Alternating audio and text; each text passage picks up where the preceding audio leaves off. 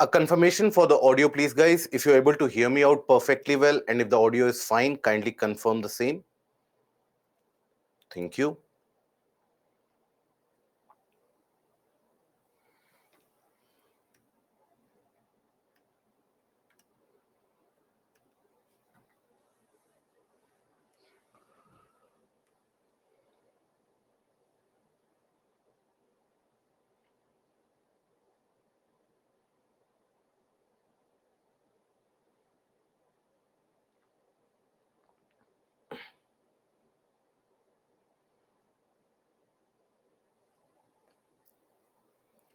No, Sayadri, today we'll finish on time.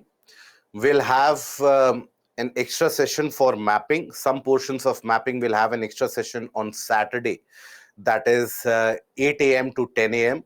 That is when we'll be having an extra session.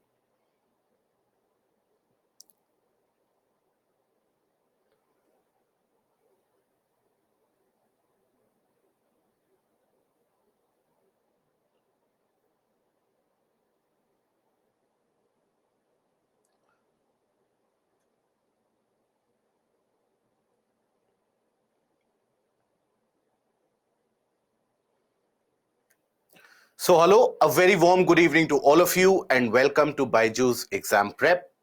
Welcome to the final session of Geography, where we will complete the portion of Economic Geography today, and then we shall have an extra session for some portions of mapping. Some portions of mapping we shall be able to do today itself, but some portions of mapping we shall be taking up for discussion in the on Saturday, that is 8 a.m. to 10 a.m.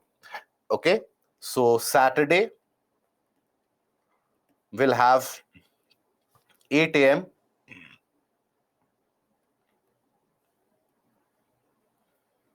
to 10 a.m. a session particularly for mapping.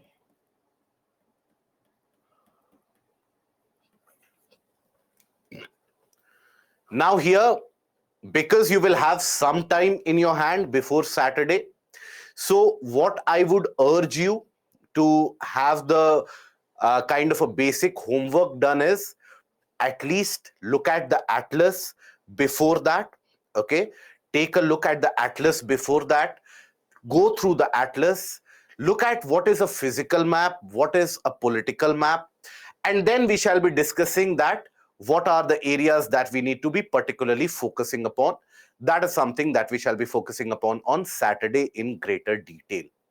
Okay, the introduction for mapping we shall try to provide today itself, so that you have some clue about how to approach a map, what to look into when you are taking when you are looking for a map, and that is when we shall be holding the extra session.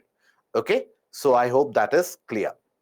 But today basically marks the last session for the session of geography in the evening. And overall, in this journey for 24 modules, I sincerely hope that you have been able to gain something out of it. I hope that you guys are in a much better place, or at least there has been some improvement as compared to when the session started way back on 7th of March. So it has been a long month.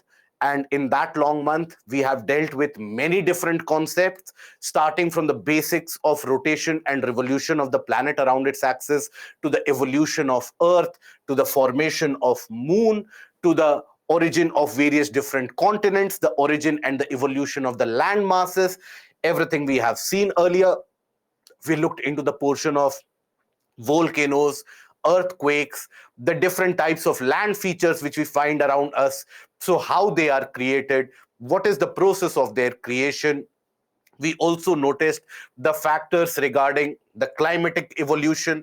That is, how is it that the atmosphere came into existence? What are the constituents and components of atmosphere? What is temperature? What do we mean by winds? Why the winds flow in certain areas? How do we determine the direction of the flow of the winds? What are the characteristics of these winds? In which parts of the globe we experience different types of wind movement? That is again something that we looked at. Then we looked at the global distribution of the water bodies in terms of oceanic areas, the global circulation that we have in the oceans, both in terms of the ocean currents which we observe on the surface, as well as the larger thermohaline circulations that are resulted out of it. So that is again something that we managed to look at. So these are the areas that we basically looked at in the portion of geography till now. And then we moved into the portion of Indian geography, where in the portion of Indian geography, we have taken a detailed look into the physiography of the country. We also understood one of the most complex phenomena when it comes to the subject of geography. In the entire subject of geography across the globe, one of the most complex phenomena is understanding Indian monsoon. So we understood the aspect of Indian monsoon, the river systems, what are the problems created by the river flows and the different issues that the rivers face. And then we looked at the aspect of forest cover, soil cover, agricultural practices that are observed across the globe, and the agricultural practices that are observed in India also, various different types of crops, the kinds of conditions that the crops require. And then we have come into the portion of mineral distribution. And today we shall be taking a look into the portion of industries. And then after that, we will take a look at population, settlement, and the part of transportation. Overall, this has been our journey, and this portion, whatever portion we have completed in the class, let me assure you, the repetition of this portion, a multiple revision of this portion will further enhance your understanding. You can revise from the various different sources. Ideally, what I would suggest to you is that within 1 week, carry out the process of your first revision. Okay, revision should be carried out as early as possible so that it doesn't become burdensome and cumbersome for you. So look at it and look at the areas that we have covered, look at the modules through the PPTs, carry out the first process of revision. Now when I say carry out the first process of revision, in that, please don't just take a look at the PPTs that I have opened all the PPTs, revision is done. No, each and every portion, the annotations, the various concepts, try to understand it and try to recollect it on your own. After you have carried out this particular process of revision, this will take you minimum of 5 to 10 days, depending upon how much you have extracted from the class. So few of you who are very regular, you might be able to complete it within 5 to 7 days. The rest of you who have been, let's say, not been able to attend few of the sessions, so recorded sessions are also available on the app. So take a look at that and complete the first phase of revision at max by 25th of April. And once you are able to do that, then again give yourself a space of 5 to 10 days, and after 5 to 10 days pick it up again, this time maybe from the Byju's book or the NCERT or the tablet videos, whichever you are comfortable with. Stick to the same material. Either of them will suffice, either only the tablet videos or only the NCERTs or only the case of even Byju's book.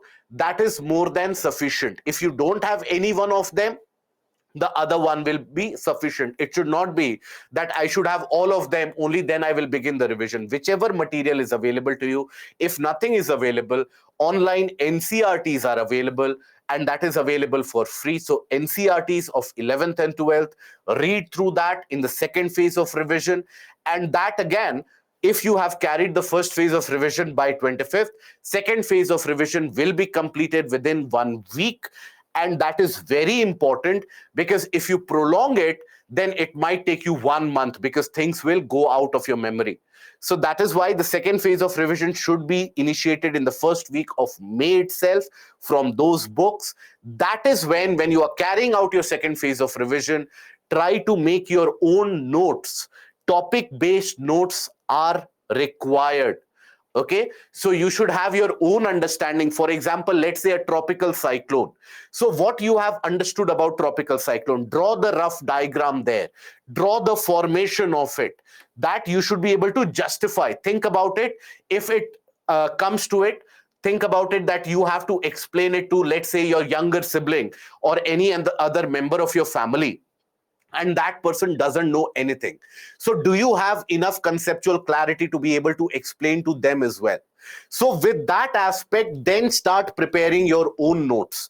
Plate tectonics, you should have your own notes. Volcanoes, earthquakes, you should have your own notes.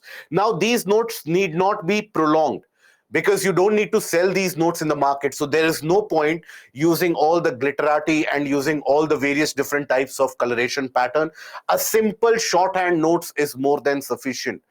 That condensed note that you will prepare after the second revision, that will give you an idea of what are important, what portions are not important.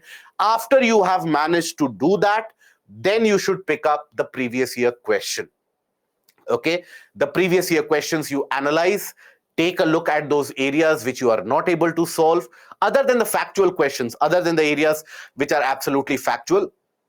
Take a look at those areas which are conceptual. Are you able to deal with them or not, or is there any difficulty which is faced?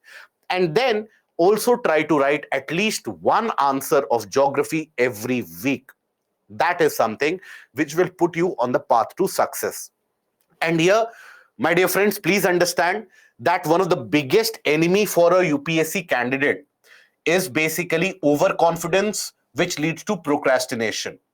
Don't be overconfident in your own capacity or your own capability that even if I pick up the book 5 months down the line, I am so smart, I am so intelligent that I will cover it up. It does not happen, because 5 months down the line you will have to study newer things as well, the portion of current affairs as well.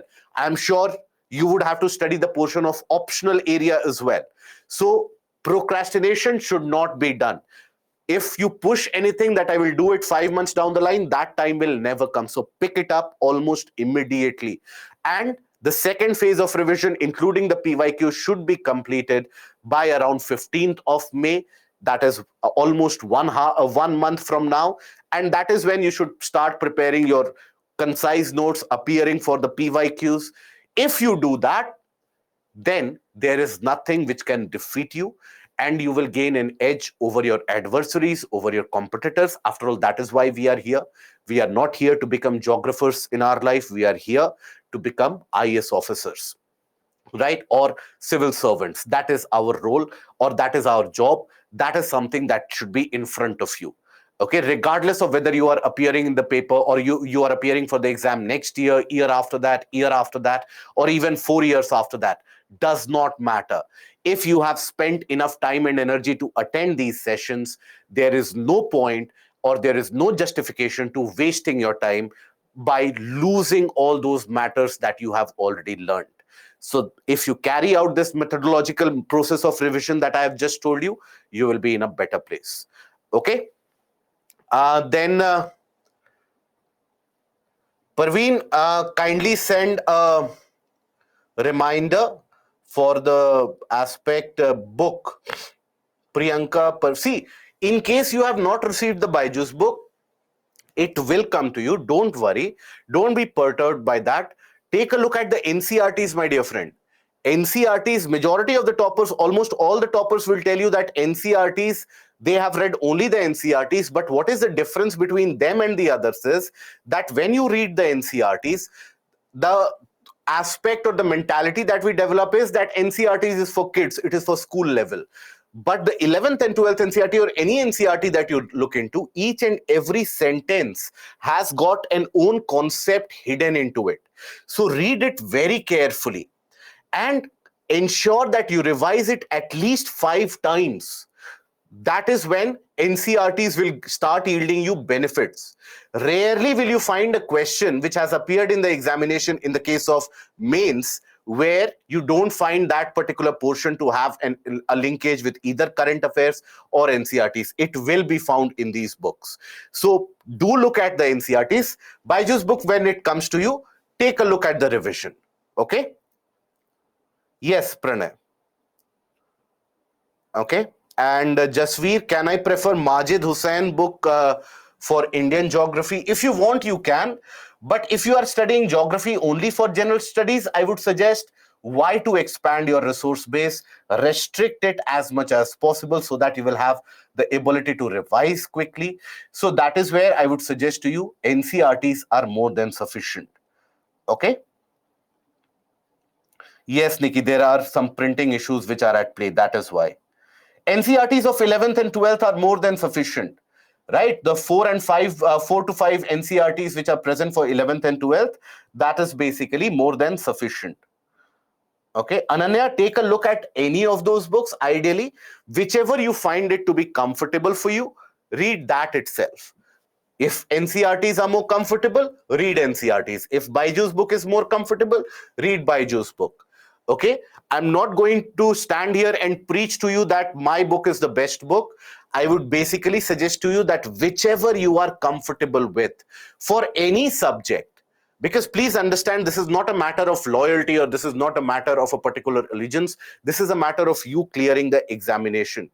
That should be your agenda. So whichever book you find it easy to read and whichever book gives you the confidence that I can revise it multiple times, that will always be better. Toppers and the successful candidates are not the ones who will read 15 types of books. They are the ones who have revised the same book 10 times. Okay? Yes, Chinu, that is also enough. Nandini, annotations of PPT and additional reading materials, revise it multiple times. That will also do the job. Yes, then in that case, write the aspect of NCRTs itself, revise NCRTs. Okay. How to sanitize your notes? Devansh, a good question. So basically, let's say you have written or you have prepared a notes after the first cycle of revision. Then after the second cycle of revision, maybe you understand a kind of an interlinkage between physiography and economic part of geography, which you might not have been able to see right now, oceanography and climatology, which you might not have been able to see now. So add that, right? Or whichever portion that you feel that you have unnecessarily added on into your notes and that is not very relevant, cut that out or remove that page. That is where your notes will become relevant. And in the name of note making, please don't start writing your own book. Okay, I have also come across candidates who come to us and they tell us that, see, you told us to prepare notes, I have prepared notes, now my notes are of 600 pages. Now that is not what is referred to as notes, that is a book. Okay, note should be very concise, very small, very brief, and should be able to convey the message. Yes, Himanshi, more than sufficient. Okay, is this 4 things sufficient to cover whole of geography syllabus? 2 plus 2 NCRT. Yes, if you, Manmohan, if you have attended the sessions carefully, which I think you have. So if you have attended the sessions, go through the PPTs, the additional reading materials and the NCRTs. Current affairs, I'm assuming all of you, regardless of the subject, you are following current affairs and newspaper reading is done by you. So that should be more than sufficient. And please understand, keep a target for mains. Please don't be myopic enough that my target is prelims. Your target should be mains examination. If your preparation is mains oriented, that is when you will succeed in the exam. Otherwise, you will be amongst the countless number of students who will boast at the end of it that I have given 5 mains, I have given 4 mains. Nobody cares for that. Unless and until you clear the exam, everybody is in the same category. So have that target for the mains examination. And that will happen when you are able to look at the larger picture. That if, let's suppose we talk about sand mining, as we have talked about it. Now, sand mining has got its own problems, right, that it creates on the river systems. Now, will interlinking exaggerate it or will it reduce it? So that kind of a mental ability and thinking ability, I hope that has been inculcated in the class. That has been the prime objective, more than sufficient. Okay? Yes, Shrikant, that should be the approach, right? Pritam, if in NCRT and standard books are same topic, then how can we manage any of them, Pritam? Ideally, what I would suggest to you, see, if you are a beginner, if you have just now begun the process of preparation, chances are you will find the certain books to be tough. So in that case, NCRT is an easy read. Go through the NCRTs. That is for 11th and 12th. It is very easy to understand. So go through the NCRTs and ensure that you revise it. Okay? Right? And for any other issues that you face, I'm sure you have my mail ID. And Pranay, I saw your mail. I would reply to it in a few of you. I have shortlisted few of your mails. Most of the mails I have cleared it today, but a couple of mails still persist. So that I will clear it maybe by tomorrow. So I have seen a couple of mails. Now for the copies evaluation, kindly send it to the IAS Live. Now I have got an opportunity to look at the few of your copies. You are writing, a few of you have got immense ability, guys. Please don't dilute it. Please don't let it lie in the cold storage. Keep revising that, keep repeating that. You'll be in a much better place. And slowly and steadily, the improvement will happen. Okay, think about it as a kind of a practice net session. And you are preparing for the final match that you will play on the prelims and the mains exam. Okay. So, Sakshi, in that case, listen to the analysis. Slowly and steadily, as you cover the portion of general studies, newspaper will also be an easy read. Okay. Right. So, and again, one more time, I will tell you that today we will complete the portion of economic geography, will enter into the portion of mapping, but a detailed mapping session for the resource distribution in the world, the mineral distribution in the world, we will have 8 a.m. to 10 a.m. on Saturday. That is when we'll have the extra session for mapping on a Saturday morning. So kindly attend that. Before that, I would urge you, whichever atlas that you have, any basic atlas that you have, don't be particular that I need only this edition of atlas, only that publication of atlas. Any atlas that you have, go through it, look at the major continents and the oceans, that should be clear, and then rest of it will take care on Saturday. Okay. Now, having said that, we initiate. What is your question, Saini? I'm unable to look at your question, my dear friend. So, this matter is not short. Which matter is not short, Saini?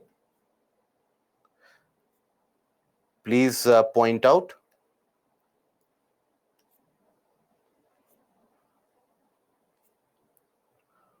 For optional geography, Pooja, I would suggest to you, first of all, gain a mastery over this portion. Whatever in certain areas, if you have attended the session, you would also have understood that in certain areas, we have tried to expand the scope even beyond the portion of the general studies. So the portion that we have studied here, that covers almost 60 to 65% of your optional syllabus. Read that multiple times. This will benefit you for general studies as well. And then pick up the standard books separate for physical geography and separate for Indian geography, models in human geography. Pick out those books and then it will be an easy task. Okay. And how to make notes of geography only after 2 readings. Have the 2 readings or one complete revision, one complete process of attendance of classes. After that, whatever you have understood, write it in your own words without looking at the book. Average, how many questions should we write daily? There is no such necessary standard. Please understand, only after you have completed some sections of the portion, that is when your answers will be depictive enough. So all of you who have begun the preparation just now, who have initiated the preparation just now, I understand many of you won't be able to write good answers. So start writing something. What do you write? So let's say you have read a particular topic. Write it in your own words, what you have understood. So that mental muscle balance and that connect, that once you establish, that is when the answer writing will improve.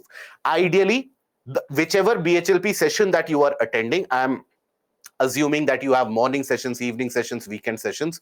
So you have the weekend tests which are also there. So there you will have 5 set of subjective questions that you have to write. Start with only those. Okay, slowly and steadily accelerate it. Once all your general studies preparation is done, then accelerate it to at least 2 answers, 3 answers a day, because eventually, please understand, your optional marks is very, very important. So I'm sure all of you will be mindful of your optional as well. So that will also take some amount of time. Now, once you have done a bit of your optional, then in 1 week, the 7-day time period, ideally you should be writing 20 to 25 answers depending upon the time available to you. Okay. Own word is needed for examination? Absolutely, yes. This is not the class 10th examination. where you have a bookish definition which is required. Never look at or never learn anything, never try to by heart anything as a definition. Understand it, write it in your own words. While writing, you will get to realize that, okay, some portions are not understood properly. What level of English is needed in answer writing? It means a very basic level, a level by which you are able to communicate to the examiner what you want to convey. Okay, and your writing should be legible. It should not be like a doctor's prescription that the patient does not understand what is there. So it should be legible and very simple English which is able to convey the message. Please avoid grammatical errors and please avoid the spelling errors in that case. For optionals, others, you need to refer to other books as well. So if you have taken the optional of geography from us, you will have the separate book list which will be provided to you. Refer to that. Optionals, I would suggest that, Amit, basically, whichever optional that you are referring to, it will take 4 to 5 months on the minimum. Start the first process of starting optional is looking and identifying the syllabus and understanding the syllabus, each and every topic, subtopic. Now, everybody tells you that syllabus is important, but what in syllabus? So look at the syllabus, not only the major topics, the minor topics. For each of the minor topics in the optional, you should have your own understanding and an ability to write one page out of each and every topic. And a very significant correlation needs to happen between the portions that you have. So in all the optional, in paper 1, you'll find the theories and the principles. Paper 2, that will be the practical application, Indian portion. So there needs to be a correlation between paper 1 and paper 2. Only then can you expect your marks to be more than 270 in the optional, which is required. Okay, right? So can we begin? Highest marks 8.5 in a single question. That is good enough. More than that is very difficult to attain. Absolutely yes, Parveen. Jasveer, if you are comfortable with the language, continue it. Whichever language you are comfortable with, my dear friend, continue it. Okay? The language in which you are comfortable to write answers, that should be there. Okay? Fair enough. Abhishek, so that is very rare. So that is where I told you a few of you have got the ability to write very good answers with very good handwriting as well. So I'm not going to take the names here because I don't want to embarrass you in front of the entire session. So few of you have got a real good talent, real good ability. Inculcate that, and for the rest of you, try to improve based upon the feedback given by the evaluators. Ideally, out of a 15-marker question, you should be scoring somewhere in between 7.5 to 8.5. Okay? Right? Scared to write, that happens with everybody. Everybody is scared to write. And let me tell you why everybody is scared to write. Because we are scared because what if we have written all of that and still we don't get enough marks? Then what? That is what we are scared of. So we are not scared of writing, we are scared of failure. We are scared of evaluation. Get rid of that. Because even if you score 0 right now, nobody cares. Nobody will ask you once you clear the exam that what was your score in the first answer that you wrote. It is immaterial. Write anything that you want. Okay? So, I'm so try, but in weekly test, it has only maximum 10 questions. Fair enough. It will improve. Improvement will happen. Find me one candidate who has succeeded in the exam who will tell you that in the first test that he appeared or she appeared, or in the first level of test that they appeared, they scored full. No. In fact, I'll tell you a story of one of the colleagues of mine. Basically, many of you would have heard his case as well. Because that person likes to come in front of the media as well. So basically, you would have heard that story from him maybe, or if not. So that person, when for the first time he appeared for the prelims examination after leaving his job, I still remember the conversation that we had, that after coming out of the examination, his reaction was that I don't know what questions were asked. I don't know. I don't even have a clue about which books to study. Then in the second attempt, He got his act together, and basically he understood the books, he cleared the prelims, but he could not clear the mains examination. Then in the third attempt, he worked on his answer writing to such an extent. He got it evaluated not by the UPSC faculties, but by English graduates, so that he could get an idea about his writing skill. So that is when in the third attempt, that person cleared the exam and he got a double-digit rank. So sometimes it is a slow process. So it depends for everyone. In case you have a kind of a target that I will appear for the exam 2 years down the line, 3 years down the line, there is no point setting a target just to clear the exam. Your target should be to be in the double digits. Okay? So now we come back and we'll take up the questions in between as well. So we come back to the portion of minerals. Now, by the way, another aspect that is, many of you have been attending the sessions of geography as well. And in the morning, I think economy session was also going on. So a feedback sheet will also be rolled out to you. So fill that feedback sheet and it will be rolled out to you probably today or probably tomorrow. And you can fill that feedback sheet and send it back to us.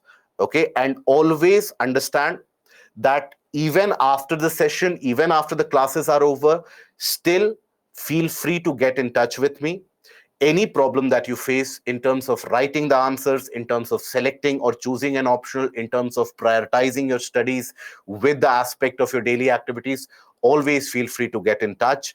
The purpose that why we are here is to help you clear the examination. That is the one process which gives us the most joy amongst all of us, including the subject matter experts. The subject matter experts in particular, they have tried incredibly hard to solve your questions, queries along the way. Many of the times the answers have been slightly delayed because of the volley of questions which have been given to them, but they have tried incredibly hard.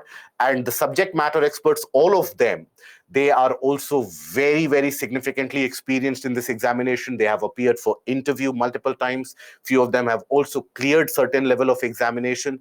So all that guidance that you need from any of us, be it from me or the subject matter experts, we are here to help you out in any which way possible, even after the sessions are over. Okay? Now, we come back to the portion of minerals and industries here. Now we start with the portion of limestone. Now limestone, it is a non-metallic mineral. And how is it that limestone is formed?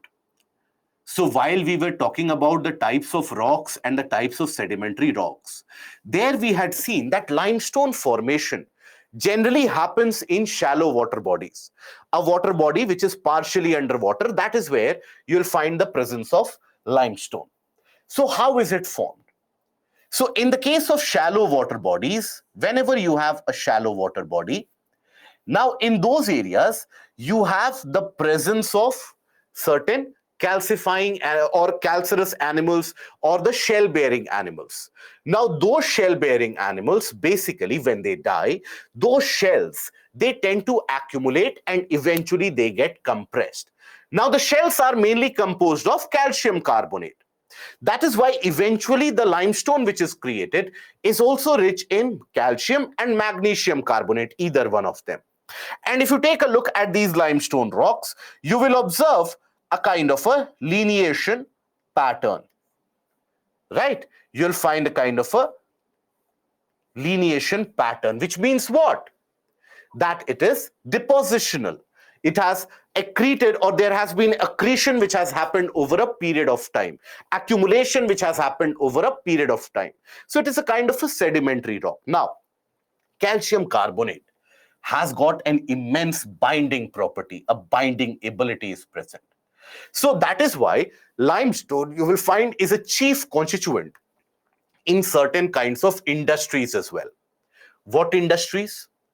So when we talk about, let's say, when we talk about the industries here, you have to understand cement industry is one of those areas where limestone is a major requirement. Okay, and it also has got a greater amount of capability to withstand heat, because it does not conduct heat very easily, so it can withstand heat. So even in iron and steel industry, In iron and steel industry, you have the brick kilns, or rather the blast furnaces which are present. Now, in those blast furnaces, the bricks which are required, many of the times they are lined up with limestone to provide a greater level of thermal tolerance as well. Okay, so that is the aspect of limestones in general. Okay, so here you will find that limestone is found in association with rocks composed of calcium carbonate or calcium and magnesium carbonate. It is found in sedimentary rocks of most geological formations, and this is where please try to interrelate the portions that we have studied in terms of physiography. That is why we made an effort to talk about the evolution of the land masses and formation of different land masses in different parts of the country. So wherever you will find that there has been significant deposition which has happened, limestone will be found. So here it is the basic raw material for the cement industry and essential for smelting iron ore in the case of blast furnaces as well. Now, Karnataka is the leading state, followed by Andhra Pradesh, Gujarat, Rajasthan, Meghalaya, Chhattisgarh, Madhya Pradesh, Odisha, Maharashtra, Uttarakhand. Now, again, I would tell you something. Most of you burden yourself by learning all of this. Don't learn all of this. Have a clue that in which portions of the country do you find this. Now, here again, let me form an interlinkage. Meghalaya, Karnataka, you will find limestone in significant quantities. Now, wherever you find limestone, which kind of topographical feature in terms of erosional and depositional landforms do you find in prominence? When the base rock is made up of limestone, which kind of topographical feature is very prominent in terms of erosional features and depositional features? What do you think? Beautiful. Seni Kivika, very good. Yes, Vaishna. So in those areas, you'll find the prevalence of karst topography. That is the stalactites, stalagmites, caves, pillars, underground pillars. So underground karst topography, you'll find in predominance in these areas. Okay? So next time when you read karst topography, I hope this will be a kind of an easy revision. Then another aspect, Rajasthan, you find limestone. Why? Because we have talked about it that as and when Indian plate was colliding with the Eurasian landmass, significant portion of the region of western Rajasthan that lied underwater, under shallow sea. So you have limestone which is to be formed there. Now this limestone over a period of time also gets metamorphosed due to the compression, due to the heat and pressure that is exposed. Now when limestone gets metamorphosed, what is the outcome of it? You get marble. Very good. So you get marble as an outcome. Rajasthan is well known for its marbles, right? So use that interconnect of different topics. It will be an easy task. Okay. Now, after this, yes, the Makrana marble. After this, we come across another very important non-metal, and that is mica. So if you observe mica, it is a very good insulator, by the way, and it is appearing in the form of thin sheets. It always appears in the form of very thin sheets that you will come across. Now, mica, it does not conduct heat, does not conduct electricity, so it acts as very good insulator. Such a good level of insulator that it is used in electrical industry, not even electronic, electrical industry, which plays with larger amperes, larger current flows and larger voltage flow as well. So that is where it is used. It can hold the charge within it without breaking. In majority of the cases, I'm sure now you guys are old enough to have experienced some or the other circuit breaking or a short circuit happening somewhere. Now, if you analyze that why that short circuit has happened, you will find that the material in itself that gives way because it is unable to withstand that heavy flow of electricity or heavy flow of heat. Mica has got the ability to hold significantly high amount of charge without disintegrating. That is why you'll find that mica is what is referred to as having a very excellent dielectric strength as well.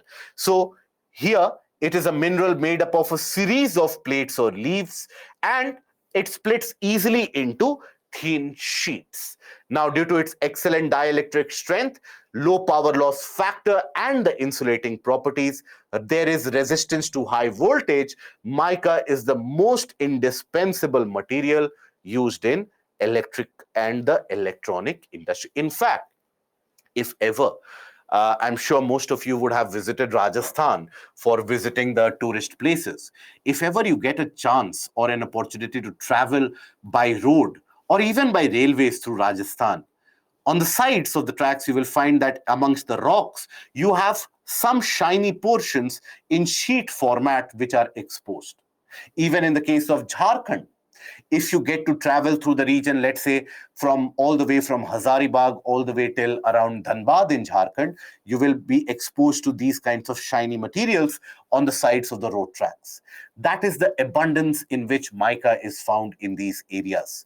In the case of Rajasthan, if ever you happen to venture around the region of Ajmer, there also you'll find a lot of these mica sheets which are present. So the leading producers of mica, Rajasthan, Jharkhand, Bihar, these are the leading producers or where you have leading presence. So important mica bearing states or the ore of mica is to be found in pegmatite.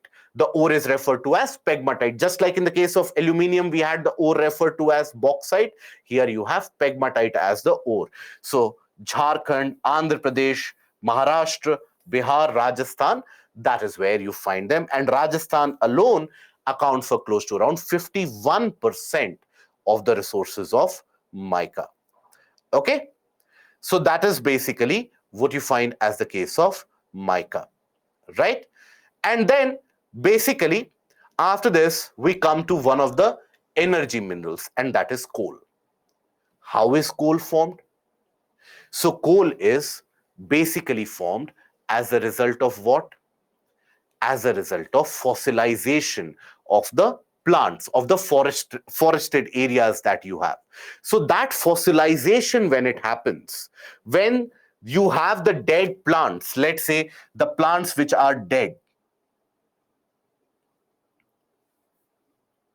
right? So the green trees or the plants which are dead. Now that is where the plants, they get deposited, or the trees, the trunks, etc., they get deposited on top of each other. On top of that, you have other kinds of deposits which also happen over a period of time. Sedimentation process will take place, right? You will have the sedimentation process which will happen.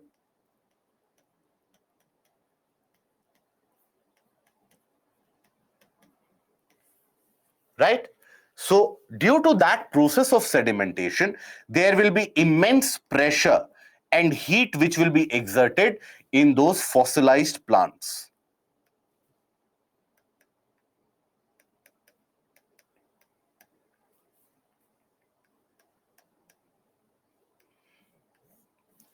Now, here, over a period of time, as these plants, they get compressed, what is the outcome of it?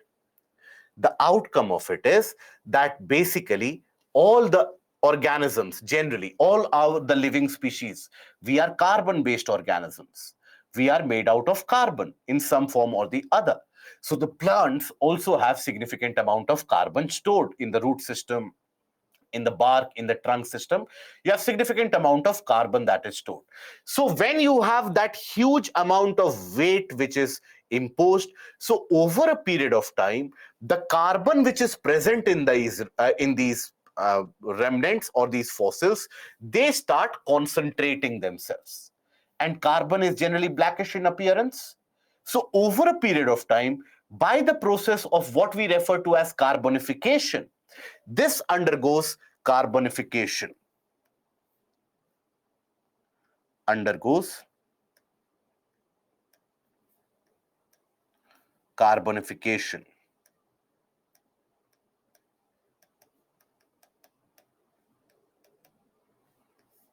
Okay, that is when the other waste materials or other impurities, they slowly and steadily start dissipating, and the carbon starts enriching itself with the passage of time. There is a significant amount of time taken, and eventually the material which is left, that is what we refer to as coal. Now, this is dependent on the time. Time is a very big factor, along with also the significant amount of deposition which has happened and the level of impurities. So, over a period of time, if the time taken is greater, what do you think? Will there be greater carbonification or lesser carbonification? If the time consumed for the formation is larger, carbonification will be greater or will it be lower? Easy. It will be greater, it will be significantly higher. So when the time taken for carbonification is higher, it gets enriched, super enriched with carbon. So more is the time taken, better is the grade of coal available. Greater the time taken,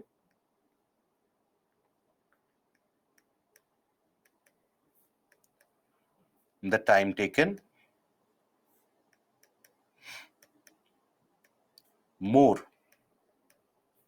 or rather is the carbon content. And more is the carbon content, what does that lead to?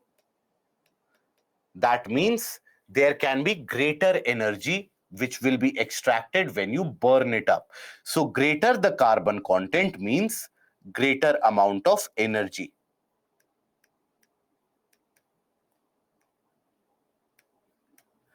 Based upon the carbon content and the content of impurities as well, coal is basically divided into 4 types. You have anthracite,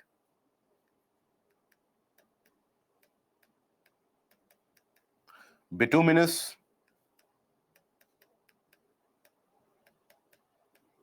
lignite, and peat. Carbon content reduces as you move from anthracite to peat. Now, if the carbon content is more, obviously impurities will be less in general. If the carbon content is less, that is when the rest of it is filled with impurities. Think about it, right? So, if the carbon content is more, now when you burn it up, then basically there will be pure heat which is provided. And if the impurities are more, when you burn it up, lot of smoke and lesser heat will be provided. So the type of smoke that you get, that also tends to vary, right? Now, this also, from this you can understand that in India, we have a further classification. We have a classification based upon the quality of coal that we have, based upon when this carbonification began. So you have 2 types of coal in India. One is what is referred to as Gondwana quality, Gondwana coal, and another what is referred to as the tertiary coal.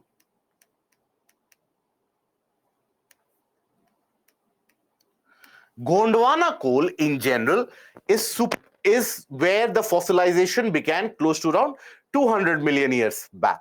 So that is where Gondwana coal will be of much better variety. Tertiary coal is where the carbonification began recently, around 50 million years back, 40 million years back, 30 million years back. So obviously it is of poorer quality, lot of smoke, less heat. Now, still you will find that India is one of those countries which, despite having significant amount of coal reserves, still needs to import coal. Why do you think that is the case?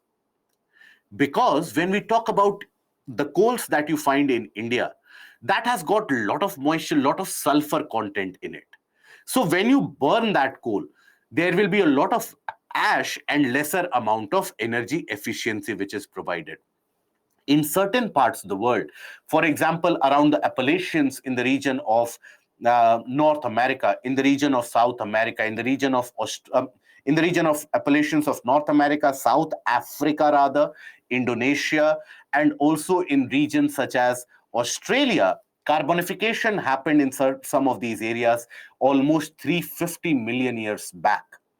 So there, the grade of coal which is available is of a much better efficiency with lesser amount of ash and more energy provided. That is why you will find that India needs to import coal, high grade coal from those areas. Okay? Now, then after that, let's take a look at these different aspects in the written format. So when we talk about the types of coal based upon the carbon content, you have anthracite, you have bituminous, then you have lignite, and then you have peat as well. Anthracite, the purest grade of coal. Generally, on an average, they will have 90 to 95% of carbon content.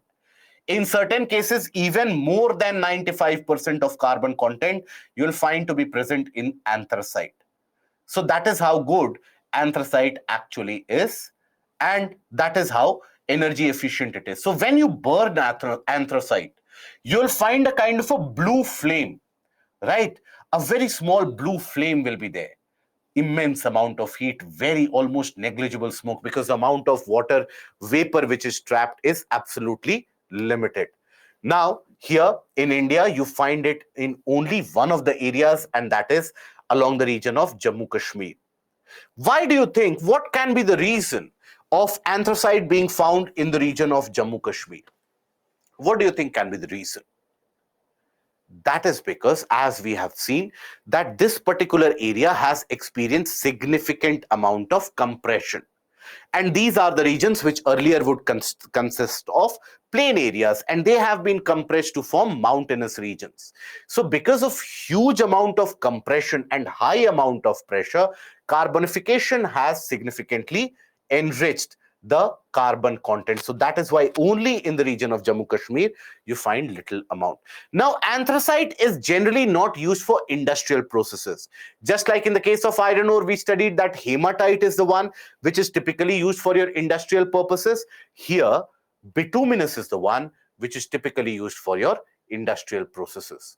And bituminous has got close to around 70 to 80% of carbon content in it and a low level of moisture content. It is widely used, and this is the one mostly used for industrial purposes. Mostly for industrial purposes.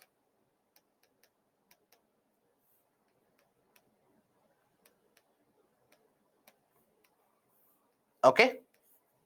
That is something you'll find as a phenomena. It is basically found in Jharkhand, West Bengal, Odisha, Chhattisgarh, and Madhya Pradesh. In the plateau areas, the older areas, that is where you end up finding it. Then you have lignite. Lignite, some amount of woody nature would still be present because complete carbonification would not have happened, consists only around 40 to 50% of carbon content. So it is an intermediate stage which happens during the alteration of woody material into coal. So it is a kind of an intermediate stage. It has got high moisture content, so it gives a lot of smoke when it is burnt. Typically found across the Assam region, across the region of Tamil Nadu, around the area of Neyveli. That is where you find the presence of lignite. So this is typically used in a kind of a small scale industry. Small industries. That is where you find the presence, and that is where you come across lignite. And then you have peat, which has got very significant woody characteristics still associated with it. It will give you a brownish appearance as well. That means wood has not completely carbonified as well. So here you have only around 40% of carbon content, and it is in the first stage of transformation from wood to coal. So obviously a lot of smoke, lot of pollution, very little heat. Okay, mostly for domestic purposes. That is where this peat is used. Mostly wherever you will find the usage of coal as a source of cooking fuel, so there you will find the usage of peat. Then further subclassification on the time period, you will find you have Gondwana coal deposits, which are close to around 200 million years old. Now, which areas of the country they are that old? Obviously, the plateau regions, Chota Nagpur Plateau, the region across the Eastern Ghats, the region across Karnataka Plateau. These are the much older areas. So this is to be found across the Chota Nagpur Plateau, especially the Rift Valley, through which you have the flow of river Damodar. That is where you will find it. So major coal deposits in India are Gondwana coal, which are metallurgical, that is used for metallurgical industry, smelting purposes, etc., located in Damodar Valley. Damodar, we have talked about it. So it is a Rift Valley.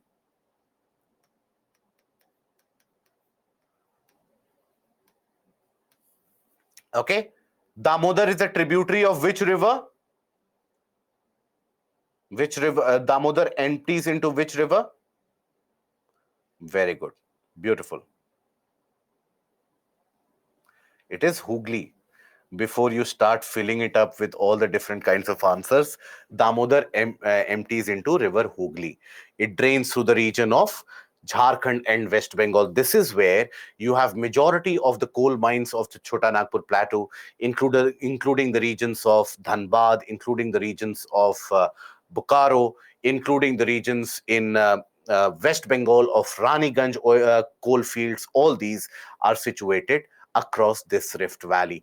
And here also, if you come across the fact, or if you take a closer examination of the fact, you will find out that in the case of Raniganj coal field has almost been emptied, right?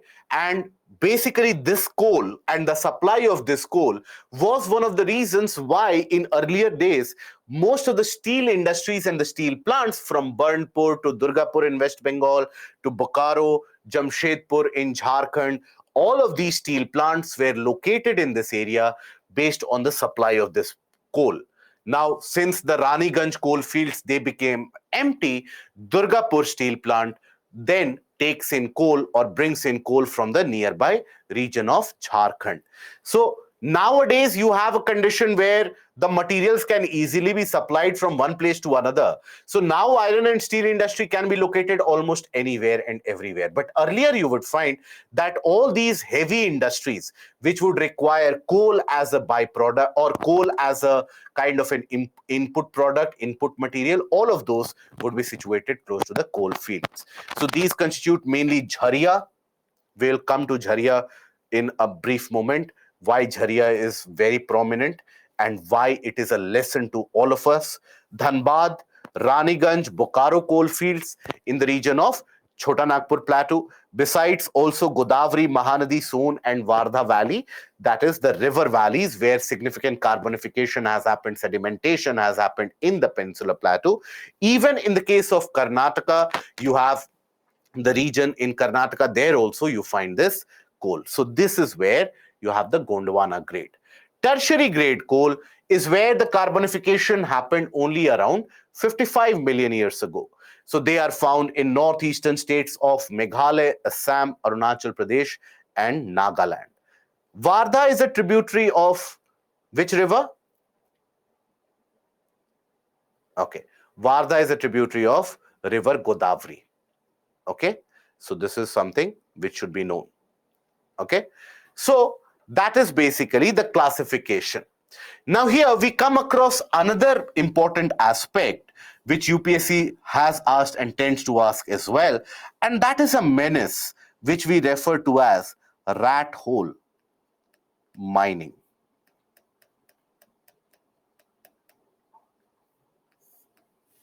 Rat hole mining. What is this? And why it is carried out? Where it is carried out? So this is mostly carried out in those particular coal fields which, let's say, the companies, the organizations, they have said that that coal field is exhausted, that coal field is not functional anymore. But when an organization says or a company says that that coal field is exhausted, still it will have few tons of coal left. Why they say it is exhausted? Because now it is not economically profitable to deploy all the machines for extraction of 5, 10, 20 tons of coal from that. That is why. Now, in those areas, what is done basically is, you will observe, Meghalaya, my dear friend, that is where rat hole mining has become prominent. But if you come to the region of Odisha, if you come to the region of Chhattisgarh, if you come to the region of Jharkhand, if you come to the region of western part of West Bengal, the rat hole mining has been a menace for a very long period of time. It has supported an entire ecosystem of thousands of families who are dependent only on this rat hole mining. Okay, so let me first of all also tell you that it is illegal.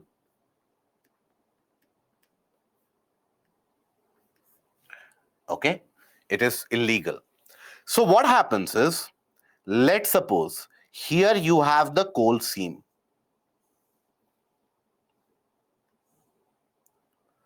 Or the kind of a coal bed. Now what people do is, they will dig a small hole here. Very small hole. If you observe that hole, it is only enough for a person to be able to crawl through and bring out a trolley of extracted material.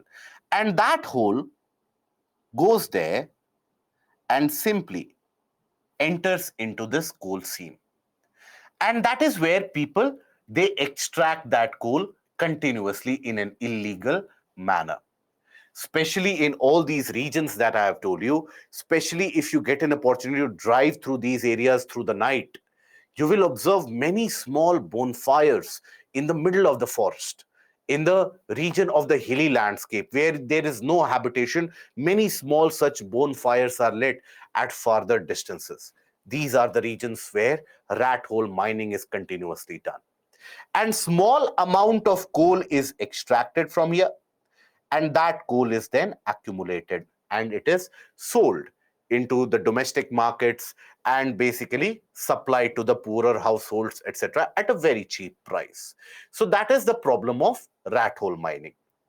Every year, the basically, when we talk about the entire coal mining process, Coal India every year tends to lose close to around 8,000 to 10,000 crores worth of revenue due to this rat hole mining. Imagine 8,000 to 10,000 crores of revenue.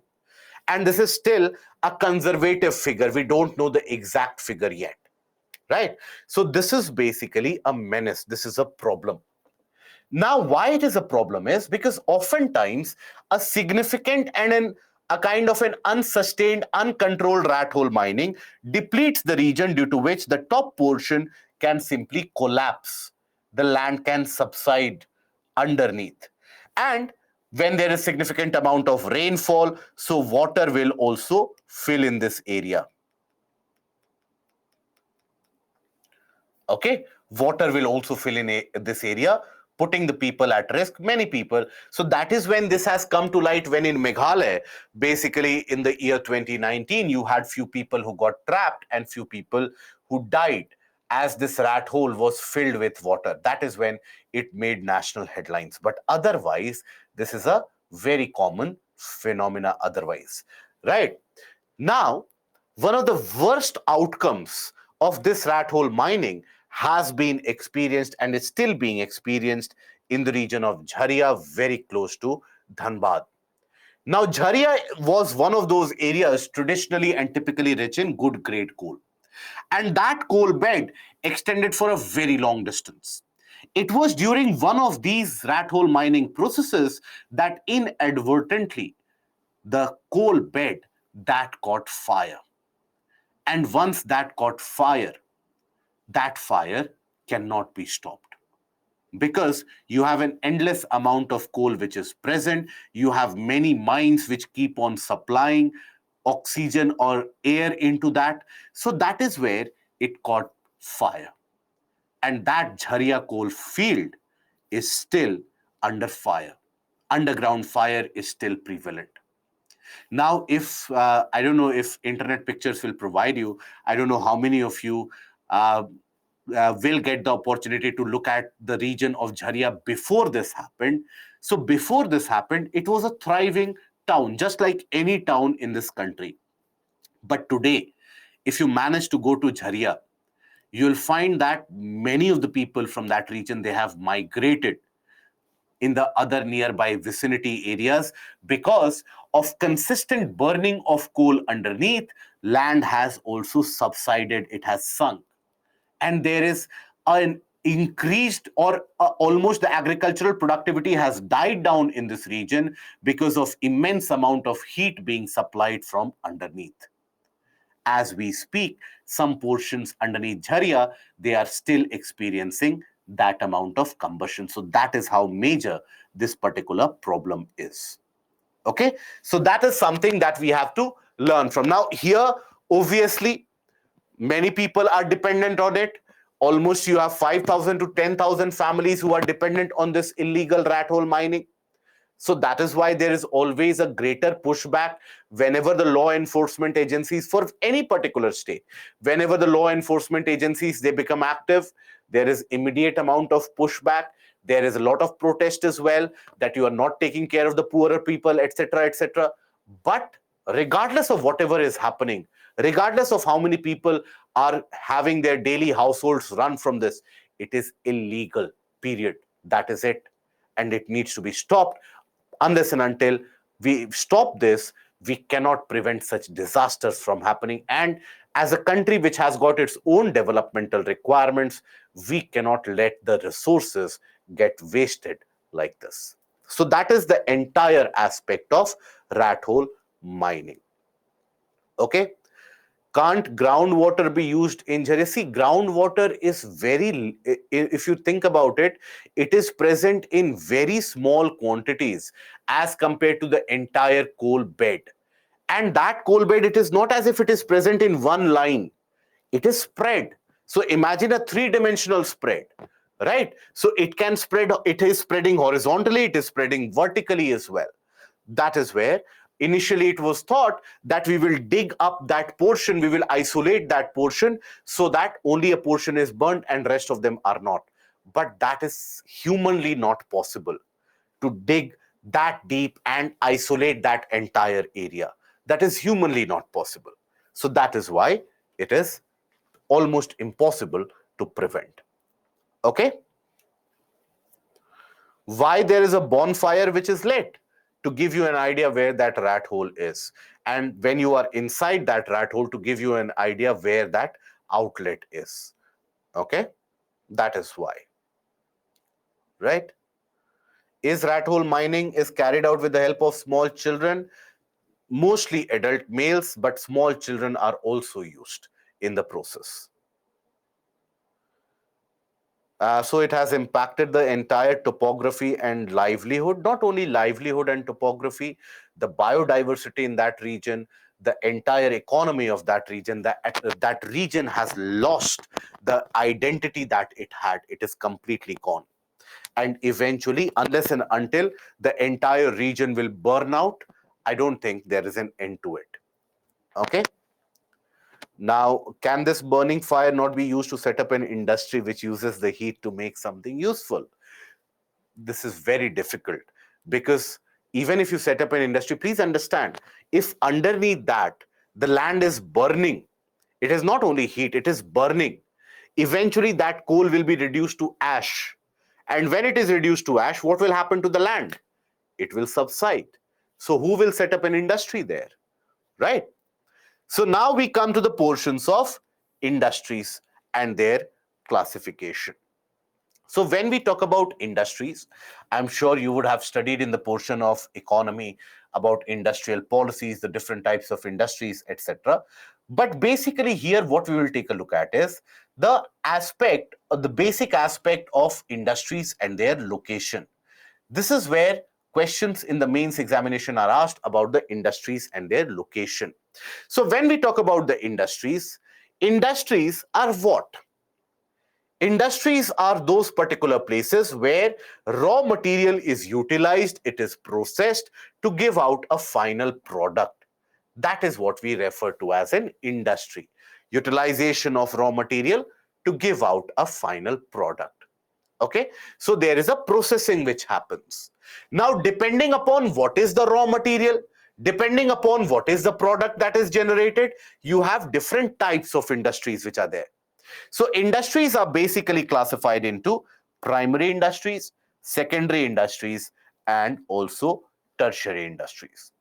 Out of these primary industries, basically, they are the ones which take in natural products as their raw materials. So it is very natural. So here, natural materials,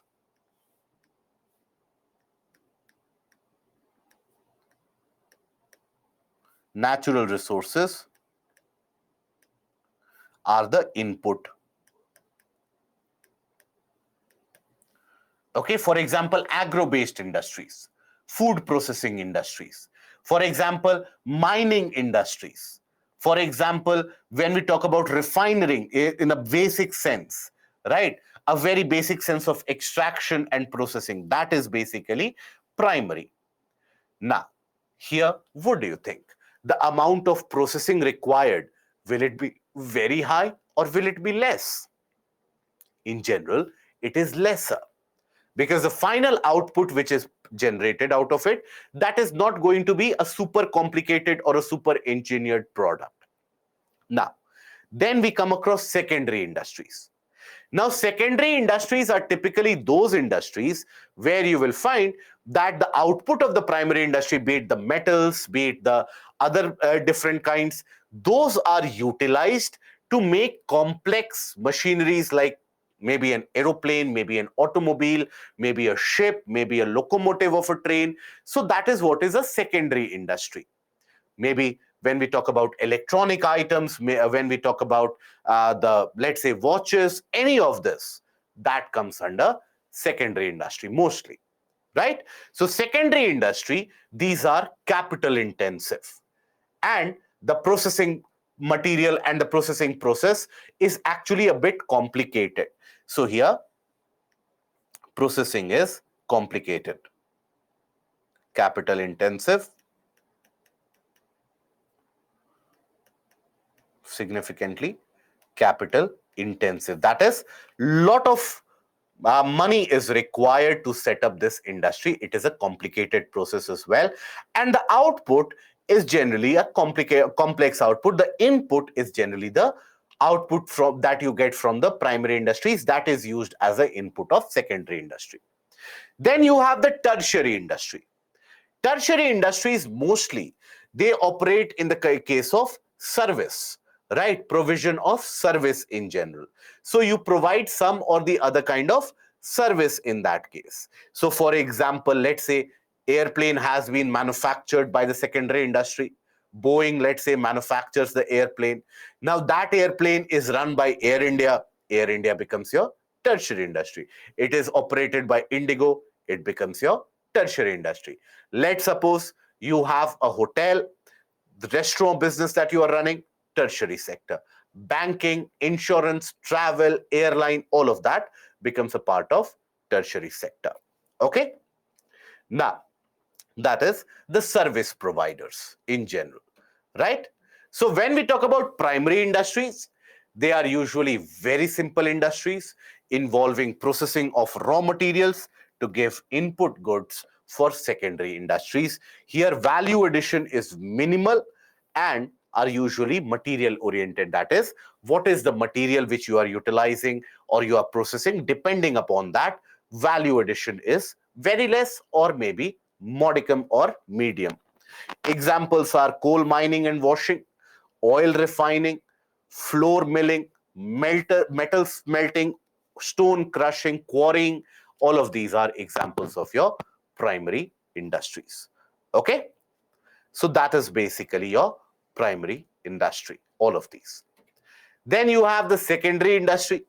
Now, in the case of the secondary industry, they are very complex and are diversified, which took input from primary industries and they add significant value to the different processing stages. Okay, that is your secondary industry. Value additions are so significant that they may have a locational preference, that the raw materials are also heavy. The finished products in many of the cases are also heavy. For example, let's say steel is used to make a ship. Now that you cannot make in Punjab, You cannot make a ship or manufacture a ship in Punjab, can you? You cannot, because then you will have to transport that heavy ship to the water body. That in itself will consume all the cost and will be an impossible task. So that is why it has got locational preferences. Depending upon what is the kind of output, whether the output, let's say, is small and very light, as this, let's say, pen, or let's say a watch, or maybe a locomotive, or maybe a ship, maybe a car, or an automobile. Depending on that, secondary industries are further subclassified into two types, that is, heavy industries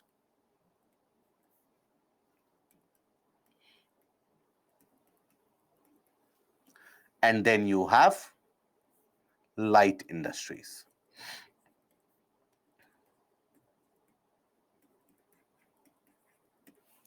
Okay, that is the general classification. So here it is capital intensive, lot of money is involved in setting up of the process, and also in the production process generally you will find lot of emission process, also lot of greenhouse gases, they are also emitted in the process. So heavy industries and light industries. Heavy industries are identified by nature of their bulky product or very high capital inputs or units which may have high capacity to influence the environment adversely. That is the case of heavy industry, right? Examples: heavy chemicals, heavy machineries, turbines, generator sets. Although heavy electricals, they come under the portion of heavy industry: locomotive, shipbuilding, heavy electrical, etc. That comes under heavy industries, right? Light industries, when we talk about, so they are less capital intensive and more inclined to consumer products. They are lightweight. Now these typically don't have a preference of location. Wherever you have the presence of trained professional and the availability of skilled manpower, you can find the light industry to be located.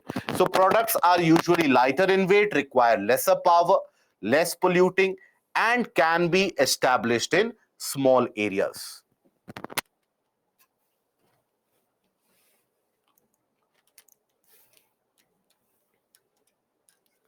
Is the audio okay now?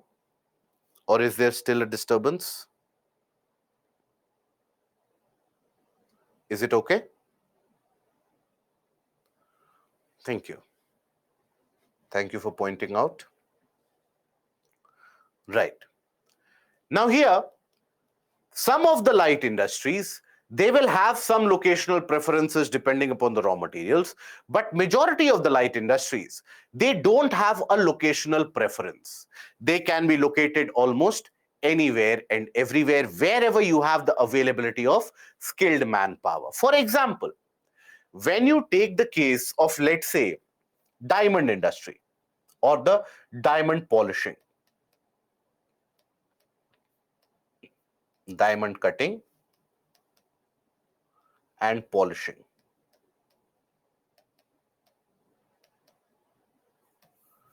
Now, diamond cutting and polishing, in India, where do we find that to happen? In which part of the country do we have this? Very good. Surat in Gujarat, typically. Now, Surat in Gujarat, there you don't find diamonds, but still you have diamond cutting and polishing which happens. Why? Because you have trained and skilled professionals which are available in that area. That is why. So that is why these kinds of industries, some kinds of light industries which are not dependent upon the location, which are not dependent on where the raw materials are present, but which are dependent on the availability of trained professionals, they can be located almost anywhere and everywhere. Those kinds of industries are referred to as footloose. Footloose means what? Something which doesn't stay in one place for a longer period of time. You tend to move continuously. So these are your footloose industries. So are those industries which nearly remain indifferent with the locational aspect of plants, right? Or the locational aspect of the production plants. So their products are having very high value addition and are smaller in size, so transportation cost is almost negligible. Take the case of watches. Now, in the case of watches, generally you'll find that Swiss watches, they are very prominent. They are very costly. They are well sought after across the world. Now, why do you think that is the case? Is it because Switzerland has got very good leather material to have the strap, or is it because they are rich in semiconductors which are used in these watches, etc.? No. That is where you have the trained professionals which are available. That is where value addition can be done significantly. So those are your examples of Footloose. So these industries require a very small production space, are usually less polluting, and require highly skilled workers as well. So that is where the examples are watch, camera, diamond cutting, precision electronics. These are your examples of Footloose industry. Footloose will come under the portion of light industry. Okay.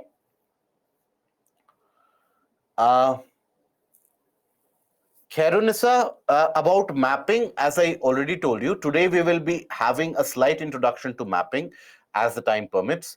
The mapping session we shall have separately on Saturday, 8 a.m. to 10 a.m.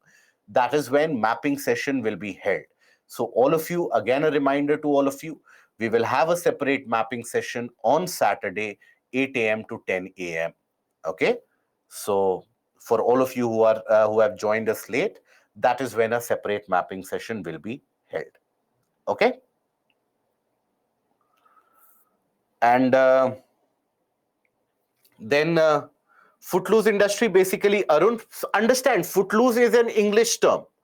It is something that you use in your English vocabulary, right? Footloose refers to what? Something which doesn't stay in one place for a prolonged duration. It keeps on moving. So these are those light industries which are typically manpower oriented, skilled manpower, wherever that is available. There those industries will happen. There those industries basically will be present. Watchmakers, electronic precision equipments, diamond cutting, right? All these. Now, for example, Samsung comes and opens up its large mobile factory in Noida. Now, why do you think? Is it so that Noida has got the presence of raw materials? No.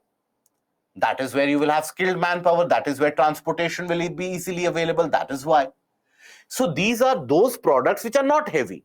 So transportation cost is not a problem. So you can locate it anywhere. It is not dependent on the aspect of availability. Okay. Right. Shamil, the Shivalika fold mountains are really high in the case of, and that is where you have the tea plantations. So when you go, when you visit Darjeeling, that is one of the features that you will come across, where immediately across the plains you find that. That is why I tell all of you, whenever you travel, keep something that we have studied, keep that in your mind. It will be much more beneficial. Himanshi, can rat hole cause earthquake and landslide? Not exactly. Earthquake is a much deeper and a much larger phenomenon. Rat hole appears on the surface itself, maybe a few meters from the surface. Landslide, you can have subsidence. Sachin, tomorrow in the evening, from tomorrow evening, you will have the polity classes which will begin. Okay? Right? Footloose or light industry is same, Seni. Footloose, most of the light industries are footloose. Certain light industries, they are still not manpower oriented, they are still material oriented. So that is a slight difference. Okay.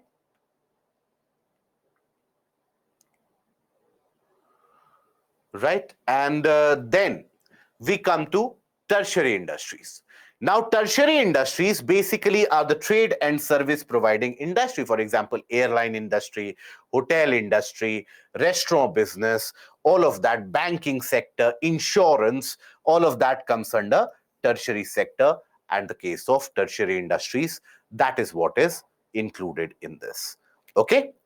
So that is basically the general classification that you should be aware of, that I'm sure you will study in the portion of economics as well. You will study the economic policies, industrial policies as well, 1969, 1978, 1980s. So all the various different industrial policies you will study. Augment it with that, more than sufficient. Now we come to the portion which is relevant and important for your mains examination. Important for your mains. That is the locational factor of industries. So on what factors are the industries located in one region or the other? Basically, you have to understand that regardless of whatever one says in front of the camera, regardless of whatever one says in front of the media, the purpose of establishing an industry is very simple and is always very basic. What is the purpose of establishing an industry? When you establish an industry, what is the basic purpose? Simple: profit, right? You are not establishing it to help the larger mankind. You are establishing any industry for a very basic purpose: profit. Now, how will you earn that profit? By minimizing the input cost, right? When you minimize the input cost and you sell it at a price, you sell it easily across larger markets, that is when you will generate more profit. So the locational aspect of industries, locational factors of industries, they cater to this profit generation. Can this profit generation be done or not? That is the simple aspect of it. So here, most of the industries that you will see, they are based on or they are based somewhere or the other, depending upon these factors. Now, this is a kind of a theory. The locational aspect of industries is a theory which was provided for the first time in the 1800s by the geographer Weber. So Weber provided this industrial location theory way back in the 1840s.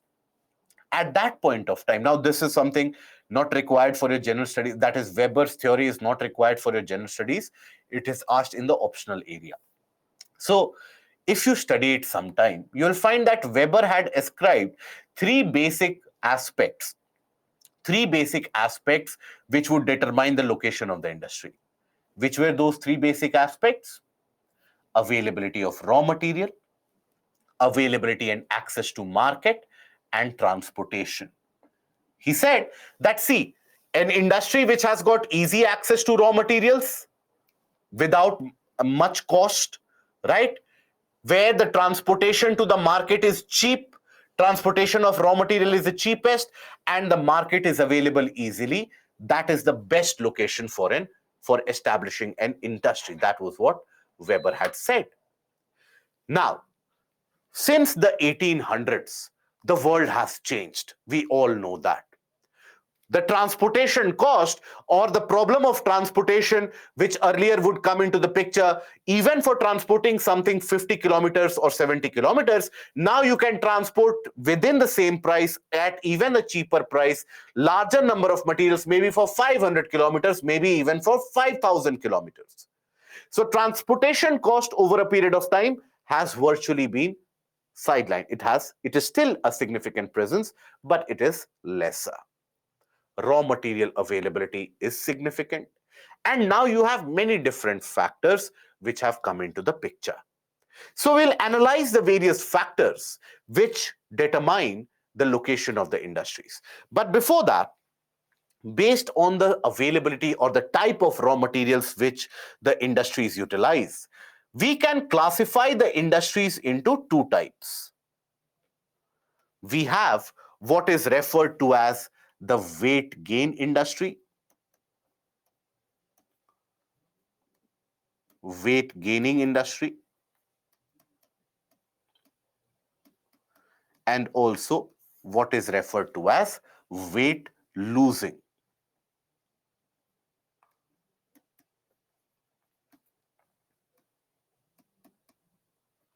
industry.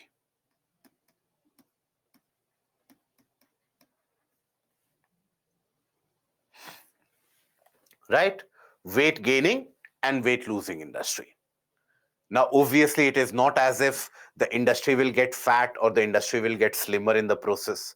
It is how the raw materials are processed.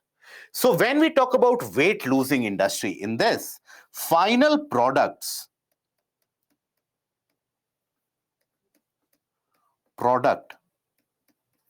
is lighter than the raw material.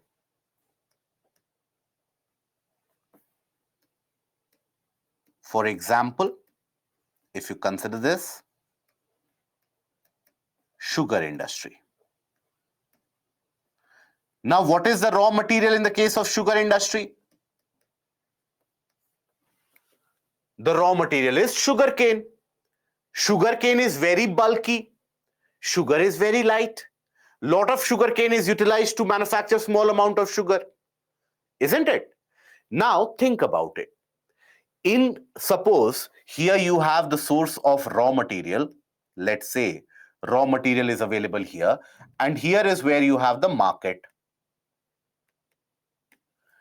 Now, in order to transport the materials, you need to pay out the transportation cost, isn't it?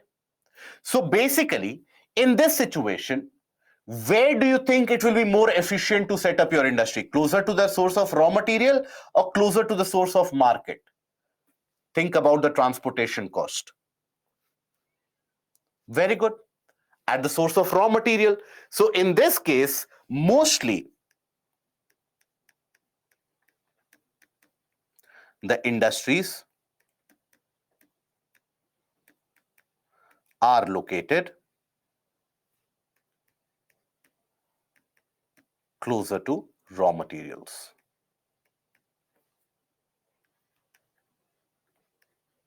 to reduce the transportation cost.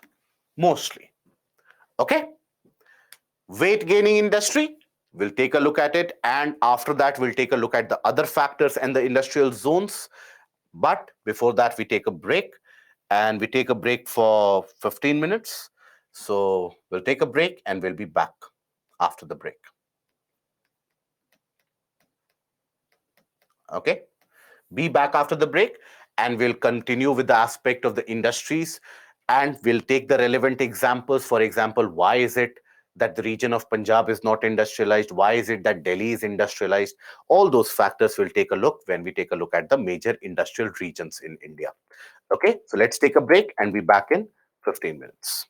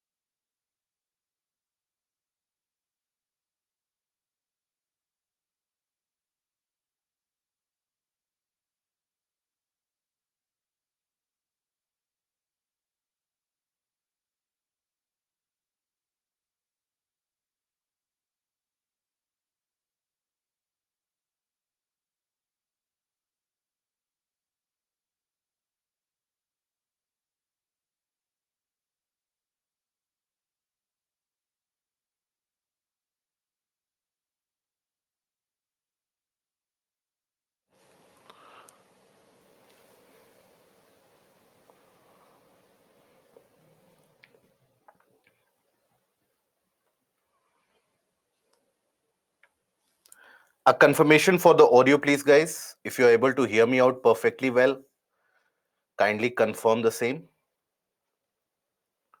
Thank you.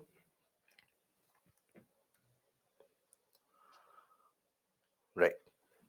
So now we take a look at the weight gaining industry. So weight gaining industry, in this, as the name typically suggests, the output is heavier than the raw material.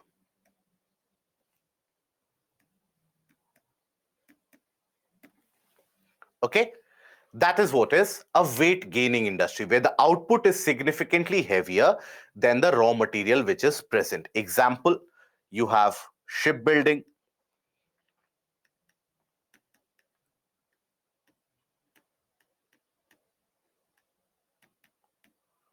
you have locomotives,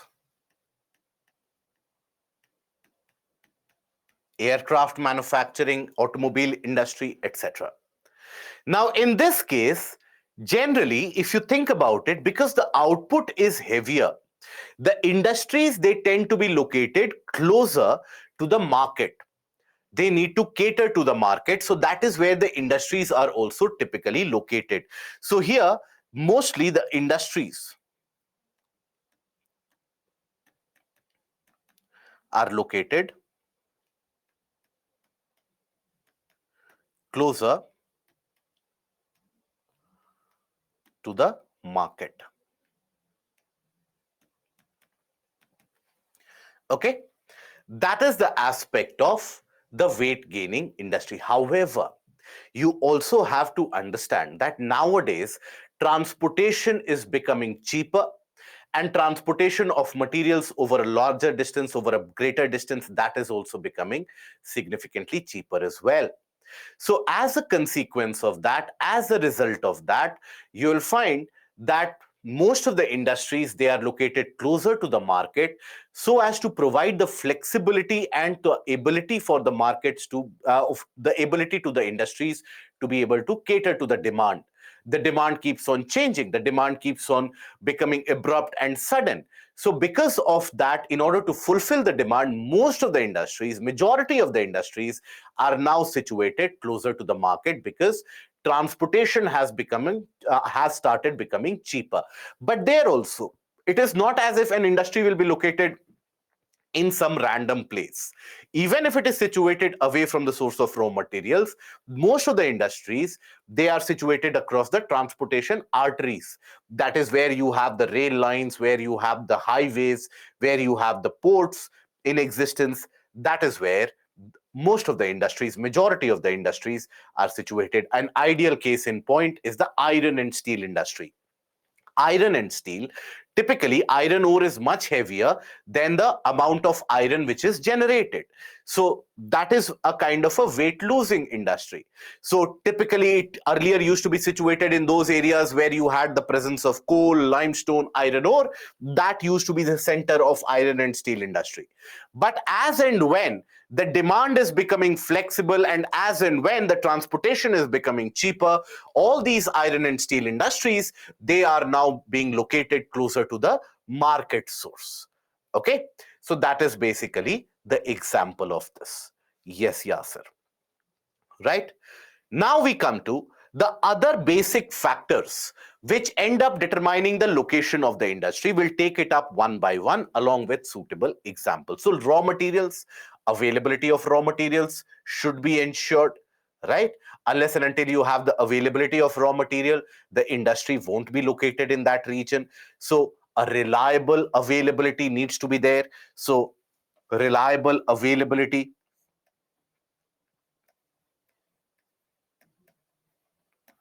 reliable availability. Because even if, let's say, even for one day or a couple of days, if the availability gets disrupted, that can bring about a shutdown. And when that shutdown is brought about, that can accumulate, or that can bring losses in the tune of millions of dollars. So that is something that no industry can cater to. That is something that no industry can withstand. That is why availability of raw material, availability of fuel power is also very relevant. Now, fuel and power, that is very important to ensure the functionality of the industry. So if, let's say, you have a choice of location between two different states, in one of the states, let's say like Karnataka or Maharashtra or Gujarat or Tamil Nadu nowadays, where availability of power is almost ensured, and quality power, right? It is not as if the frequency of power will change, the power is fluctuating. No, you have quality power supply which is ensured. So the industries will always tend to have their location there. They will always try to establish themselves in those locations. So that is where availability of reliable power, that is important, right? Availability of reliable supply.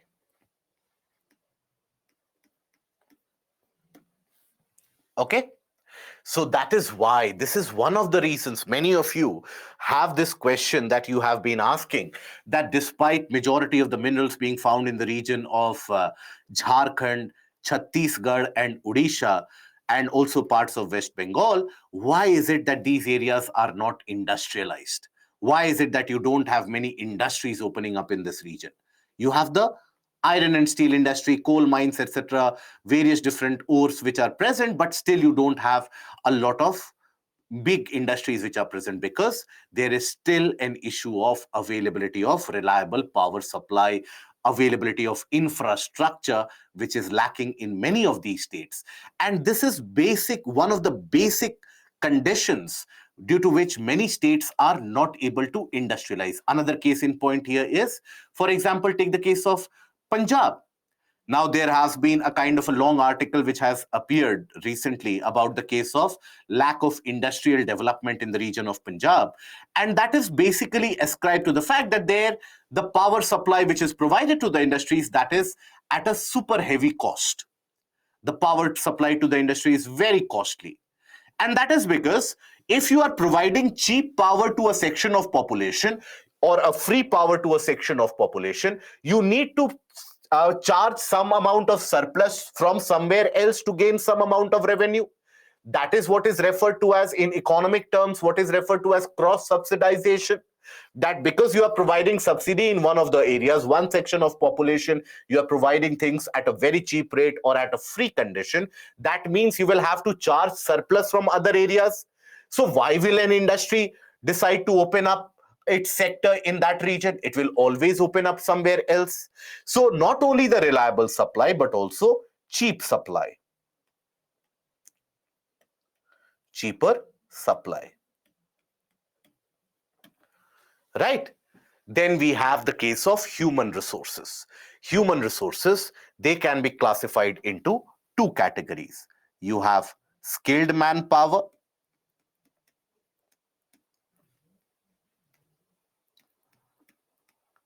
and unskilled.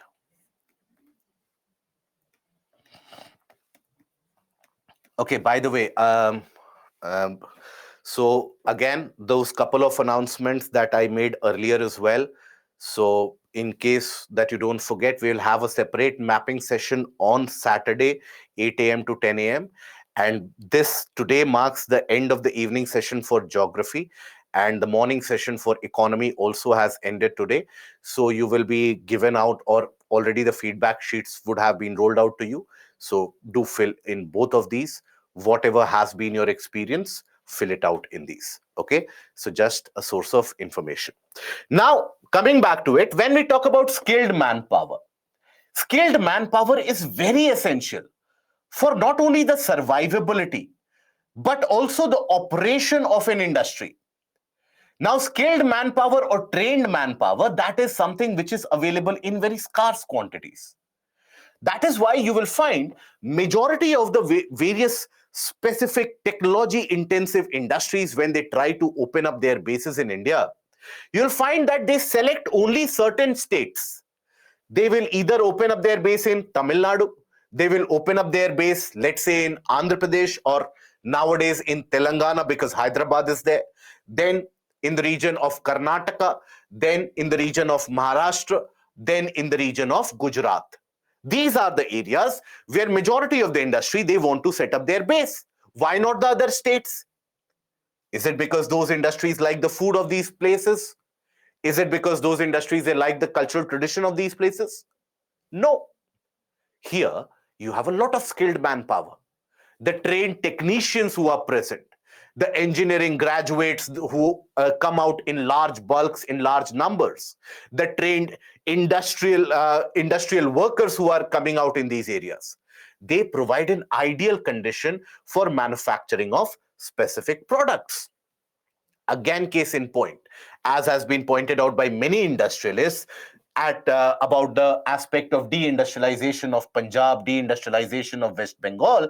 And again, this is something that all of those who will study economics as an optional, you will study about in greater detail about the deindustrialization of various different states, which has happened through the a modern part of our, or the kind of post-independent India. You'll find that there has been a dearth, or there has been a significant scarcity of skilled manpower in these areas. Most of the skilled manpower which is present, they migrate somewhere else. Again, because of lack of industries, they have to migrate. But why is it that the industries are not opening up? Because you don't have skilled manpower. Take the case of Punjab. And in the case of Punjab, you will find that the local institutions, the universities which are present, the enrollment ratio is reducing. And majority of the Indian industry leaders, they have pointed out that the youth in these particular states, they are unemployable. They have the degree, but they are unemployable because they don't know the basics. Right? Now, no industrial person or nobody who has opened up an industry, nobody would open it up so that I will start teaching people how to or I will start training people. If that is the motive, you open up an educational institution, you don't open up an industry. Right? So that is why many of the industries, they have shifted their base from West Bengal to Maharashtra, Gujarat, Karnataka, Tamil Nadu, Andhra Pradesh, Telangana. Many of the industries from the region of Punjab, they have shifted their base to Madhya Pradesh, Gujarat, and again, all these industrialized states. So that is again because of the availability of skilled manpower, unskilled manpower. Now, many of the industries, they require availability of cheap labor. Labor supply should be cheap. Because if labor supply is costly, the input cost will increase. And if the input cost increases, profitability reduces. Isn't it? That is always the case. Right? Regardless of whatever all the various different aspects and theories and ethics talk about, it is about making profits. That is when you will be able to employ more people. If you don't make profits, where will you get the money to employ more people? Right? So that is where nowadays, if you take it at a global scale, why is it that many countries or many different companies and industries, they started opening up bases in China? Because you had skilled manpower and also they were available at a very cheaper price. Now, why is it so? Other than geopolitical factors, other than the international relation factors, why is it that majority of the industries are seeking to shift their base away from China into Vietnam, into India, and into Bangladesh? Because in China now, with the rising level of income, Chinese labor cost is becoming higher and higher. So the input cost is growing higher. That is why it is much more profitable to establish a base, let's say, in Vietnam, in India, in Bangladesh. That is where the labor, both of them, they should be cheaper.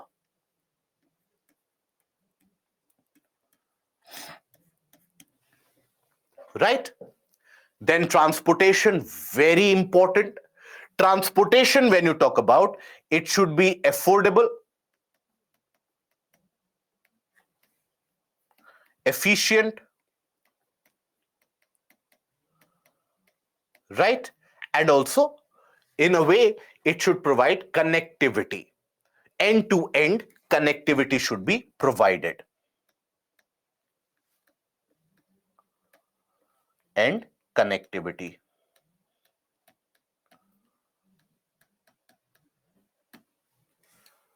Okay, so that is basically the aspect of transportation. Now, transportation, if it is efficient, the final output price, that is the final price at which you are selling your product, that will reduce. Now, the only reason why in many of the cases Indian product is not attractive enough for the international market is because our transportation costs are very high. Because the national highways, the expressways, etc., that we have started building now at an incredibly rapid pace, that has been one of the areas where we have traditionally not outperformed our competitors. It is not as if that we have not built them. We have built them at significant pace, but our competitors have outperformed us. China has been building the infrastructure, the rate at which we are building now. China has been building that since the 80s. So obviously by the late 80s and the early 90s, the Chinese products would be much cheaper. And that is where it would have great demand in the international market. This is also the reason why many of the industries, they are established at the coastal areas, nearby the port regions, nearby the railway hubs, nearby the highways and the expressways, so that the transportation is easy, right? So this is why you will find a kind of a development also happening in the region of Gujarat, Tamil Nadu, Maharashtra, Andhra Pradesh, Karnataka. In all these areas, there is also a facility to export it anywhere in the world. That is a benefit accrued from it. And then you have availability of market. Market here refers to availability of demand. Availability of demand. Wherever there is a significant demand, industry will rush to that location regardless of all the factors, regardless of what the world thinks about China, regardless of what the world has got its mentality about China. You will observe that when Tesla wanted to open up another production unit outside United States, where did it go? It went to China. Because those electric vehicles at that price could be bought in China in large quantities. When Apple had to set up a kind of an industrial location manufacturing sector out of United States, where did they go? They went to China, right? Now, consider the situation of India. Majority of the automobile industries in the past decade and a half, they were scrambling to set up an industry in India. Why? Is it because they suddenly grew a liking, or they drew a liking for the Indian movies, that let's establish a factory because the Indian movies are so nice, Indian people are so nice? No. Because the Indian automobile sector for the past decade and a half, it had been showing a double-digit growth rate.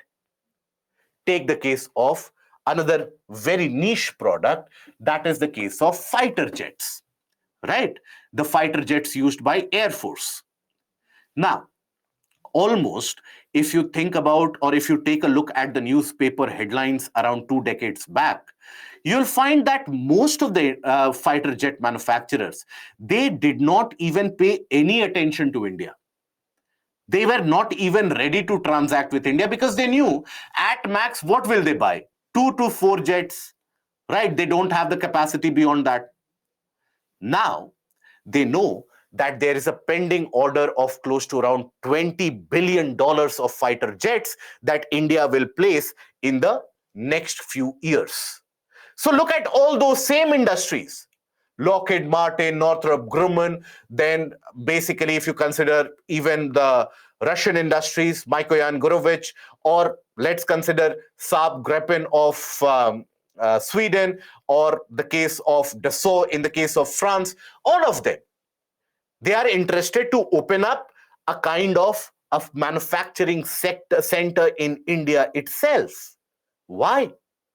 because now India is an attractive market, right? Indian market has been changing unlike anything else. Indian market, in the case of, even take the case of luxury cars and luxury vehicles. Now, they are overselling in terms of what their target is. They are overachieving their targets because that is how high the demand has been.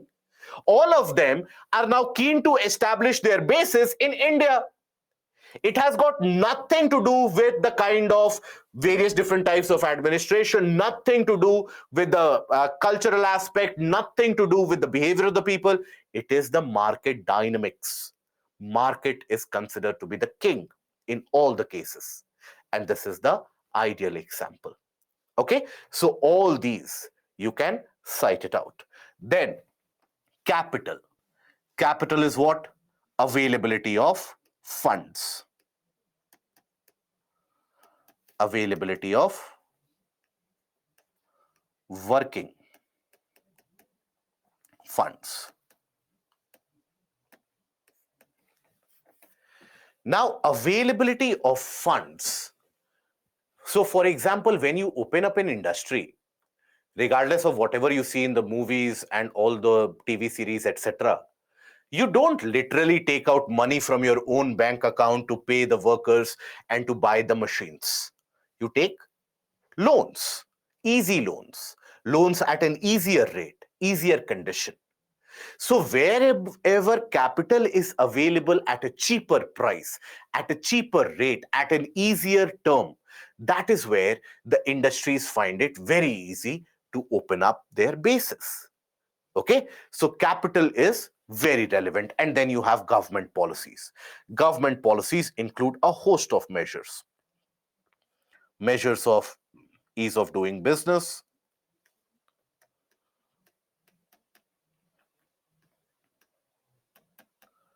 how easy it is to get the clearances from the government, then taxation, then law and order,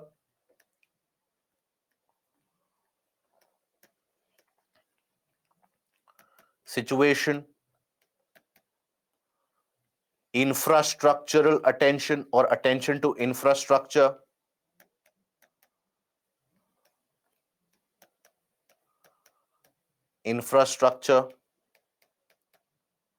then basically when we talk about ease of doing business, we'll cover the aspect of litigational aspects, the aspect of how easy it is to acquire land, how easy it is to get the clearances. All of that will be covered in the portion of ease of doing business.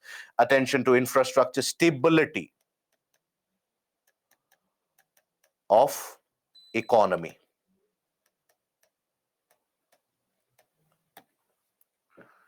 Okay. Now, this is very, very important for the establishment of an industry. And if you consider all of the other things, many of the things, other factors can be compromised, but this becomes very important. For example, it was a very well-known fact. In fact, you had major industrial groups, they had submitted a petition to the government of India that, look, the time that you take to give us a clearance for setting up of a simple hotel, in that time, we can not only acquire land, start a hotel or build the hotel, we can start running the hotel as well. But till that point of time, our proposal is stuck in some ministry or the other. There is red tapeism which is going on, there is corruption which is going on. So we are not comfortable. Right? Taxation. Many of the various different countries, they provide tax breaks. Many of the state governments also, they make up a policy that we will provide tax breaks. We will not tax you significantly. So come and open up your industry in our region. Now that is essential, because when you open up an industry, you require a kind of a predictability in terms of policy measures as well. You cannot have the policies suddenly to be upturned or suddenly to be changed. You need a kind of a predictability so that when you chart out your future prediction, the industries don't operate on this basis. This is not a kind of a small ration shop. that, okay, we'll see what happens next month. Let's buy the products today, sell the products today. Tomorrow is another day. No, you get the loans based upon your projections, where you will be, what will be your revenue stream 10 years down the line, where will you get your money 5 years down the line. On that basis, the banks will provide them with the capital. Now, if you don't have the stability in taxation, then, and if your taxation rates are very high, then no industry will come to you. During the 60s, 70s, and 80s, what in economics is also referred to as the license Raj, during that period of time, it was the taxation imposed, that level was very high. And basically, why was it high? Because the tax accrued from the common public was very low. Government needed revenue, and that builds a kind of a perception as well that those are the rich people, get money from them, right? So in that case, you have the flight of capital, what is referred to as where the capital creation moves out of that place. Ideal case in point is the state of West Bengal. Now, all the examples that I'm giving you, if you belong from these states, let me tell you beforehand, your state is the best. Your state is the greatest in the world. That is the best place in the world. Please don't get offended by any of these examples. We are trying to take a look at it objectively. The purpose is not to offend anyone. Any state that we are taking as an example, that is just to look at it objectively. If you belong from any of these states, let me attach that caveat beforehand itself. That state is the best state in the entire world. It is the best place to live in the entire Milky Way galaxy. Okay, so please don't get offended. So basically, take the case of the aspect of West Bengal. Now, up till the point of independence, and a decade after that almost, West Bengal was amongst the most industrialized regions of the country. But there was a flight of capital. Most of the industries, they switched from there. They went to where? Maharashtra, Gujarat, and particularly the region of Mumbai. That is where they started establishing their location. Many of them opened up location in the region of Tamil Nadu, Karnataka, Delhi as well. Why did they do so? Because there you had a kind of a high taxation rates, taxation structure was high, there were frequent strikes and bunds, there was a lot of unionization of labor which was happening. So every second day there would be some or the other place experiencing section 144 imposed or a kind of a curfew imposed because of agitation going somewhere or the other, protest going somewhere or the other. The aspect of that these are the people who are owning the industry, so they should be somehow penalized for all the wrongs that are happening in the. So that is where all of these, they shifted their location away from West Bengal. The case in point is also that of Punjab. Punjab in the region of around Ludhiana at one point of time, that used to be the hub of textile industry. The region of Punjab, the Ludhiana Jalandhar region, that was also referred to as the Manchester of India because of the textile production. Now, in the recent past decade, almost all of these industries, they have come to the region of Madhya Pradesh. Why? Because the rates are much predictable, and also there is a better availability of infrastructure. Another case in point is basically the aspect of when we talk about law and order situation, we do know that many different states in the country, without naming them, many different states in the country, they have faced deindustrialization because of the situations of law and order. Another case, for example, when we talk about a stability. So you had one of the larger semiconductor manufacturers of the world. Now India is paying significant attention and the world is paying attention to manufacturing of semiconductor chips. I'm sure all of you would have read the current affairs about that, or you would be aware of that. Way back in around 2007, 2008, one of the larger companies of semiconductor manufacturing, that was Freescale, that wanted to establish a base in Kerala. Why Kerala? Because it would use that for export market as well. But it imposed two conditions in front of, or one basic condition in front of the Kerala government. One was that make the process of land acquisition smooth, so that we don't want that after establishing the industry, somebody can come and take us to the court that this is my land, how come you have opened up the industry there? Make the process of land acquisition smooth. And secondly, ensure that for at least 1 year after we have started operation, please ensure there are no strikes, no bunds, no agitations which are conducted. After that, we will ensure enough welfare so that there is no such problem which is created. The operationality of the plant will come into function. Freescale basically wanted to set up the largest semiconductor manufacturing unit in the entirety of Asia. Kerala was to be the destination. But the government could not provide assurance on these two aspects. What did Freescale do? Will it go to the international court and start crying that, see what Kerala government is doing, give us justice, we want to open up industry there only? No. It went to China. It established an entire ecosystem in China. And observe, in the past 15 years, where has the semiconductor manufacturing center of the world been? It has been in China.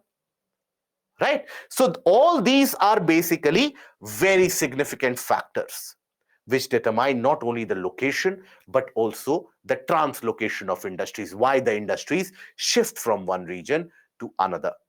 Another case in point, the example is that mostly you will study, those of you who have studied business or who have got an MBA degree, you would basically be aware of the fact about the Tata Nano.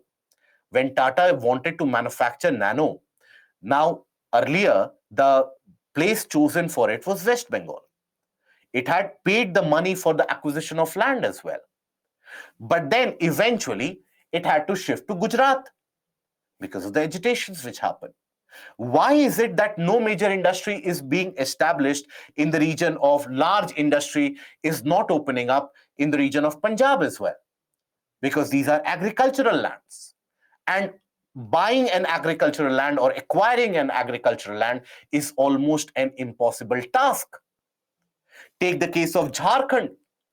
In the case of Jharkhand, you have the Chota Nagpur Tribal Act, which is the CNT Act, which is there, due to which acquisition of land is almost an impossible process.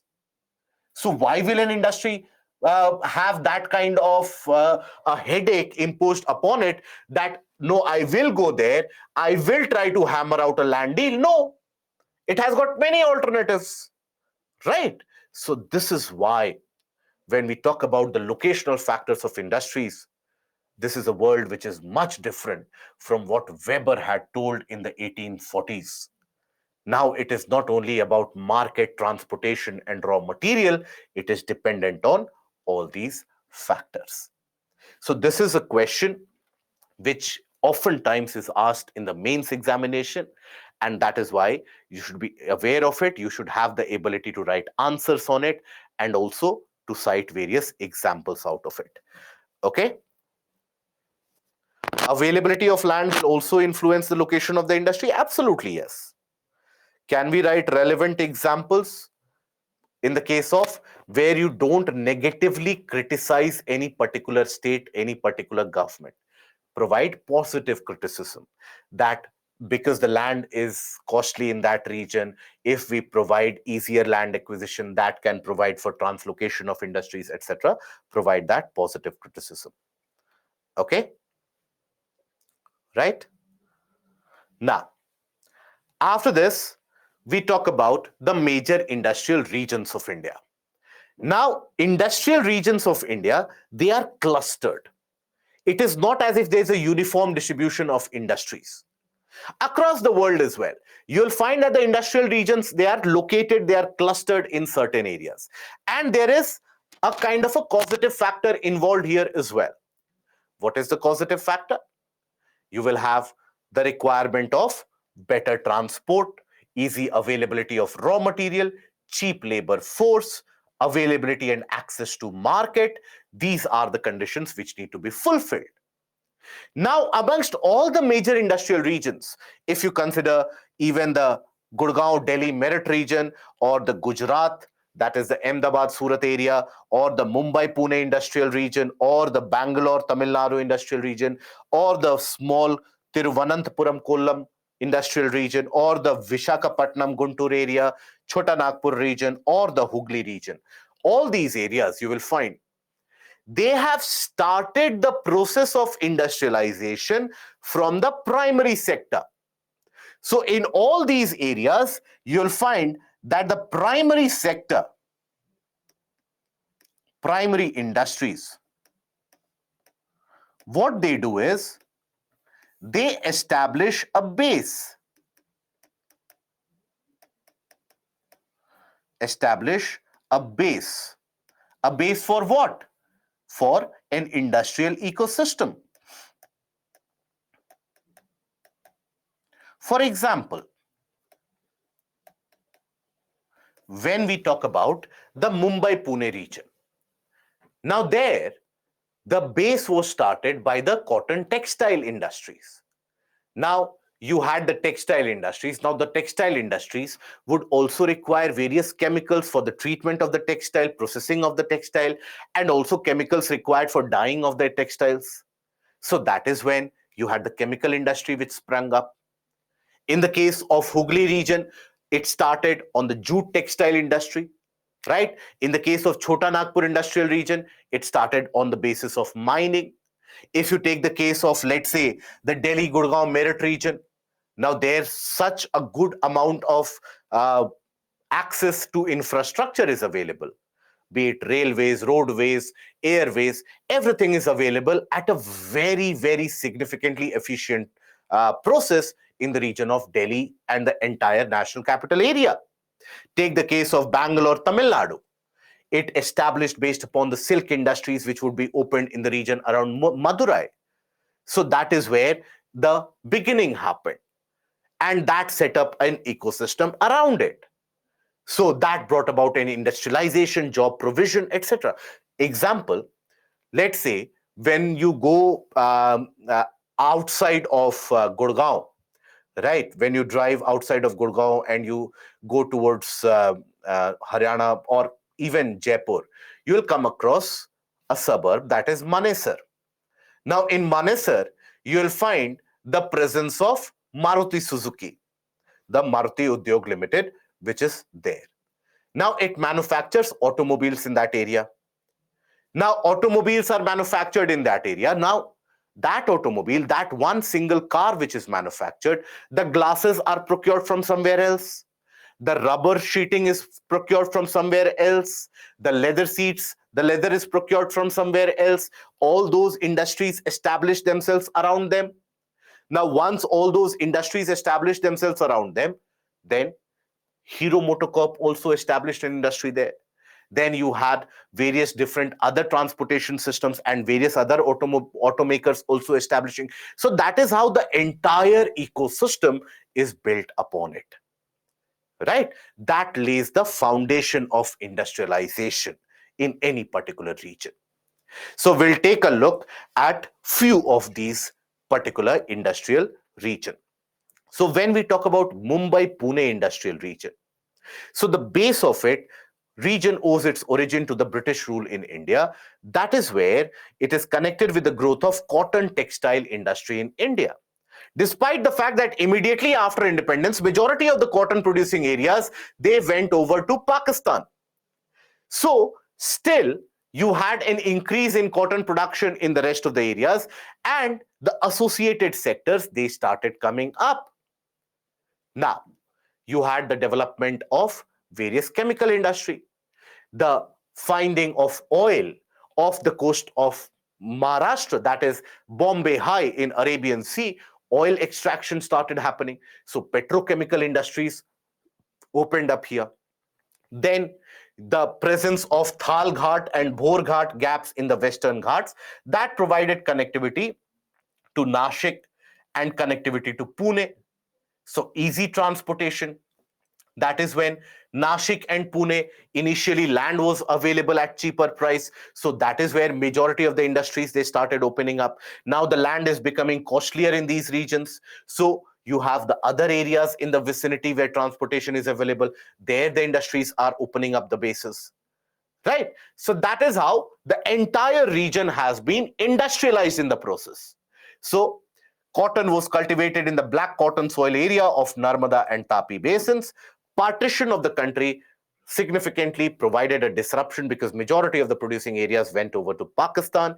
In addition to cotton, textile and chemical industries, engineering goods, leather, oil refineries, petrochemicals, everything, shipbuilding, that is present.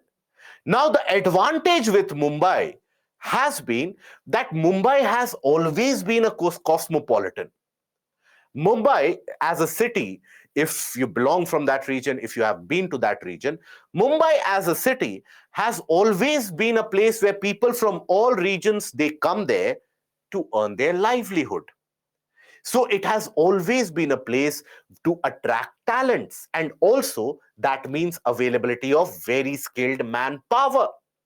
Along with that, the availability of port ensures a better transportation and efficient transportation to different parts of the country as well. Right? So that is the advantage that this holds. Then take the case of Hooghly industrial region across the banks of river Hooghly. Now, across the banks of river Hooghly, the industrialization started first of all from Rishra. Rishra was when in the 1850s you had the opening up of jute textile mills in 1855. Now, from that, you had the requirement of the chemicals for the processing, the dye for the coloration. So that is when the industrial ecosystem started. Now, this was also the region from where easy transportation could be carried out with the help of the ports. You have the Haldia port in that region. Now, you also had all the iron ore and coal deposits from the nearby region of Chota Nagpur Plateau that was easily available. So raw materials were also available. Now, typically, this region of the country was one of the most developed areas in the onset or in the beginning of the 1900s. This was one of the most developed regions of the country. So you already had availability of infrastructure in that area. The tea produced all the way from Darjeeling to Assam that required to be processed and sent to the international market. This was the region. Now, Haldia port has matured. Now you have refineries which have come up, power producing centers which have come up.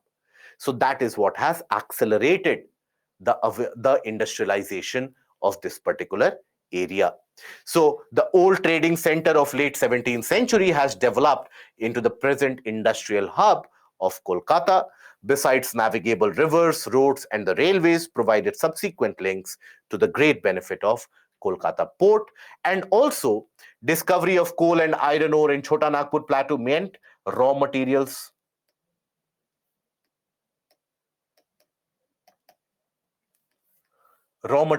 easy supply of raw materials, reliable supply of raw materials, cheap labor from the region of Bengal, from the region of nearby areas of Odisha, Jharkhand, Assam, Bihar. So all of those. So if you look at the migration trends early in the 80s and 70s, all the people from eastern UP, Bihar, now Jharkhand, Odisha, now Chhattisgarh, Assam, all of them had only one destination, Kolkata, because that was the only available option for jobs, right? Slowly and steadily, the other metropolitan cities, they have started growing larger industrial hubs. And that is when the Hooghly industrial region needs to catch up. Okay, tea plantations in Assam and northern parts of West Bengal, processing of deltaic Bengal's jute, cheap labor could be found easily from the thickly populated states of Odisha, Bihar, Jharkhand, and eastern parts of Uttar Pradesh. Location of petroleum refinery at Haldia and also the construction of Haldia port allows easier transportation. Then the nearby region, that is the Chota Nagpur industrial area. Now, the growth largely is ascribed to what? Very cheap labor, easy availability of all the raw materials, all the types of minerals that you can think of, other than lithium, etc., and certain rare earth materials. Most of them you'll find in the region of Chota Nagpur Plateau. Very cheap labor. It lies across the transportation axis between Delhi to Kolkata, so easy transportation also, right? So birth and the growth of this region is linked with the discovery of Damodar Valley and iron ore in Jharkhand Odisha mineral belt. Besides, raw material, power is available from the various dam sites. For example, the Maithan Dam that had been constructed immediately after independence. So that provided reliable power supply. So over the highly populated regions of Jharkhand, Bihar, Odisha, West Bengal, which provides cheap labor. So heavy engineering, machine tools, fertilizers, cement, paper, locomotives, heavy electricals, all of them you'll find to be present in the region of Chota Nagpur Plateau. The industrial centers of Hazaribagh, Jamshedpur, Daltonganj, Bokaro, all of these are situated here. Then something which is unique in all of these areas that we have talked about, or the industrial regions that we have talked about, basically in those areas, some or the other raw materials were always to be found. Now, something which is very unique is the case of the Delhi industrial region. That is the Gurgaon Delhi Meerut industrial area. Now, this area also was, by the way, developed on the base of two industrial sectors. One was the textile sector, textile industry, all the way from Delhi as you move out, Sonipat, Panipat, all the way till Chandigarh, Ludhiana. These were the textile producing areas. And then as you move to the northeast, you have basically the region of Ghaziabad, then you have Saharanpur, Modinagar, all these areas, they were sugar producing regions. So the development of these two sectors, then in the region of Panipat, you had a kind of a field refinery. Field refinery, basically oil refineries are classified into two types. One is the one which is found near the sources, right?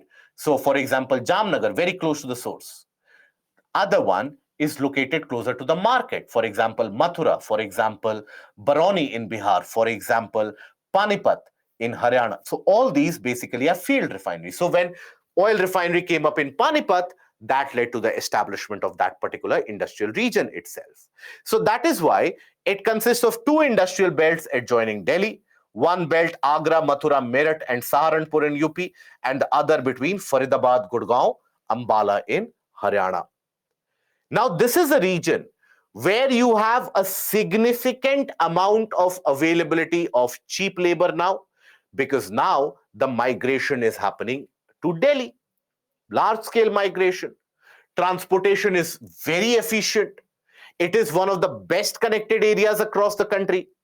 Be it the availability of expressways now, highways earlier, railways, airways, everything is available here. So now you'll find the development of even footloose and niche technological sectors, software industries, which have also started dominating this region. So sugar, agricultural implements, vanaspati, textile, all of this is found. Software industry is a recent addition. Now, one thing that you will find to be peculiar in this map is the map of industrial regions, that all these industrial regions, they are basically isolated and are concentrated in some areas. What about the rest of the regions? How will you industrialize them? One of the easiest ways is to provide infrastructural facilities, to provide a kind of a connectivity of transportation and infrastructure. So that is when there has been an effort to connect the various different industrial regions, to connect the various different industrial regions in general. And these industrial regions, when they are connected with improved infrastructure and transportation availability, quick transportation availability, that is what we refer to as industrial corridors. That will allow for the suitable conditions to develop an industrialized or in an industrialized region in that entire pathway. So industrial corridors offer effective integration between industry and infrastructure, leading to overall economic and social development. Right? So you have world-class infrastructure such as high-speed transportation network, ports with state-of-the-art cargo handling equipments, modern airports, all of this special taxation structure, special land acquisition, etc., will also be facilitated. So you have, these are the major industrial corridors: east west, north south. So dedicated freight corridors are being built here. What is a dedicated freight corridor? So you have a dedicated network of highways and railways which will allow for the transportation of goods, right? And this is much needed. Much needed for what? For lowering the transportation or the logistics cost. If the logistics cost is cheaper, the product pricing is cheaper. When the product pricing is cheaper, your product will be in demand in the international market. When you are able to export more, you will earn more money. So you will be able to establish or increase your base of manufacturing. And then you will be able to provide better employment facilities. You will be able to employ more people, right? Then in that case, you don't need people to migrate to these major metropolitan cities. You can have an industrialization in the middle areas as well. So overt population concentration, which is happening in that area, which is also leading to its own set of problems, that will also be a thing of the past. So that is the benefit. That is why industrial corridors are a thing of essence. Okay? Now, here, as I told you earlier as well, I will provide you with a list of metallic, non-metallic minerals and where they are found in the country. So this is the kind of a list. All of you who like learning things, who like ratifying things, rote learning, it is available for you. But ideally, what I would suggest, keep a track of current affairs. And that will happen upon reading of newspapers. So develop that habit. Slowly and steadily, you will automatically come to understand which area has got what kind of resources. Okay? Then we come to the final portion of human geography, that is human and economic geography, that is population, settlement, and transportation. Now, from this, ideally, we will cover this portion, but ideally, I would suggest to you, refer to your own experience. The experience which you come across in your own area. You will get an idea about the problems of urban settlement, the problems of overpopulation, the problems faced by transportation systems, the newer methodologies which are coming in. So, aspect of mobility, right? So, that is something where you'll come across certain aspects in current affairs and the rest with your own experience. So if I point out the portions which are relevant for your mains exam,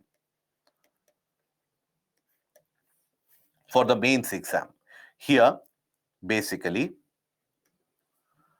problems of urbanization,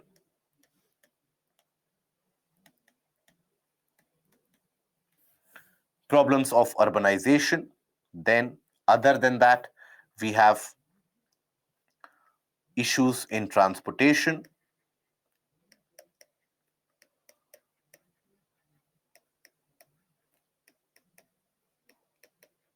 okay, then other than that issues related to migration,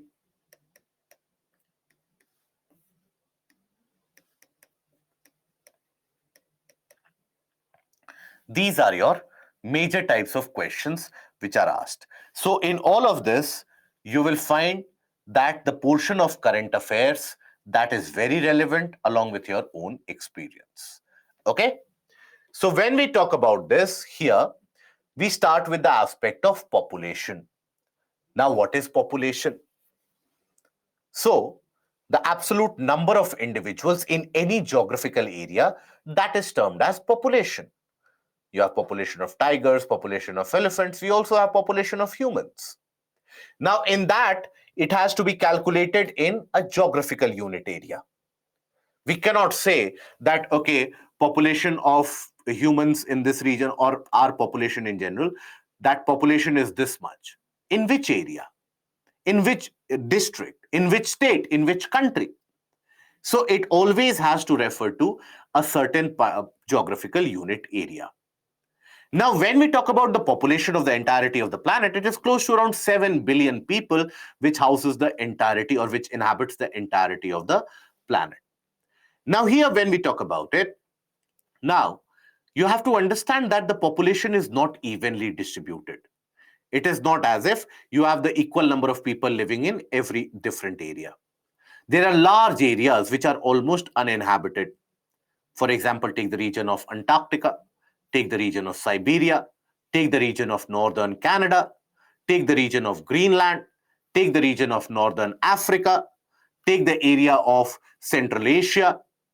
Now, in these areas, you have very little people who are living, but you have certain areas where a lot of people live in. For example, take the case of the region of Tokyo, take the case of the river valleys, the river floodplains in India, northern portion of the plains, right? Similarly, in the case of China, majority of the population is restricted where? The eastern coast of China, western part of China is barely populated, right? So majority, 90% of the population is basically concentrated in only 10% of its land area. And that is where the population of the world, it is unevenly distributed, right? Now, when we talk about the region-wise population density, you will basically come across the fact that population density is different. The maximum burden of population is to be found in Asia. Asia houses 60% of the global population in general, right? And Asia is also having the largest land area. Okay, this again is a trivia you should keep in mind, a factual trivia you should keep in mind, you should be mindful for your prelims examination. Okay, density of people, that is number of people living per square kilometer, there basically you have in Asia 146 people living per square kilometer, right? In Africa you have 43 people living per square kilometer, and Africa has the second largest share. The population in Africa is increasing at a rapid rate. Look at the regions, other regions, for example, North America. Here, the density of people is only 20 people per square kilometer. So obviously, the problems that they face will be very different in dimension to compare the problems that we face in India or China or South Asia, right? Because the density of population in these areas is very high.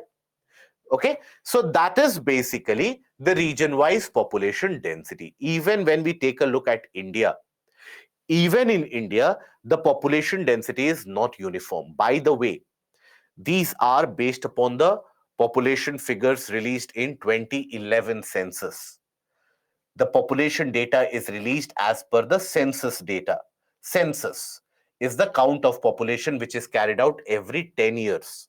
It had to be carried out in 2021, but because of the COVID pandemic, it has been delayed. Chances are that it will be released sometime next year. That is when the census data will be released. Okay.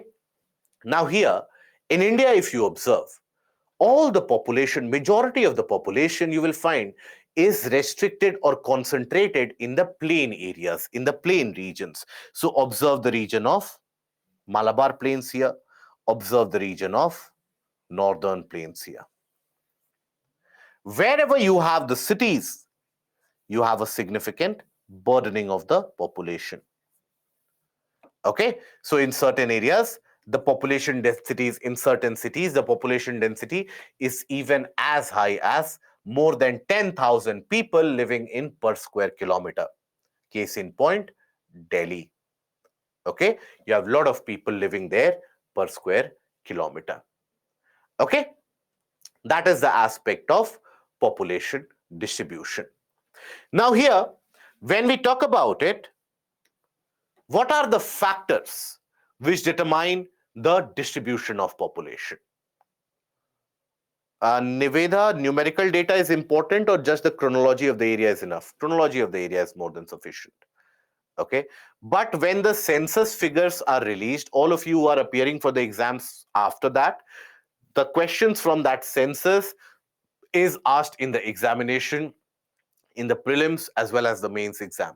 So the questions for, let's say, sex ratio, population distribution, density of population, all of that, literacy rate, that is something which will be released during the census data. So for next 2 to 3 years, 3 to 4 years, you'll find a kind of a derived question being asked from that. Okay. So here we talk about the factors which influence the distribution of population. Now, based upon the factors, if you consider, factors can be divided into three major types. You have the geographical factors, you have the economic factors, and you also have the socio-cultural factors. When we talk about geographical factors, these basically come into the category of availability of land,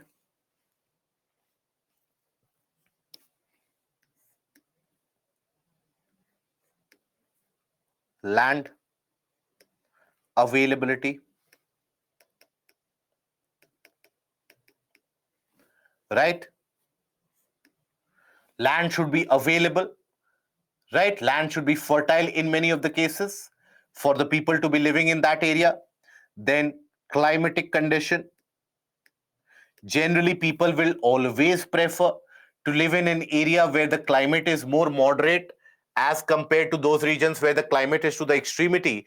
People would always prefer to live in areas where the climate is more moderate, more conducive, more suitable. Okay. Then after that, availability of water,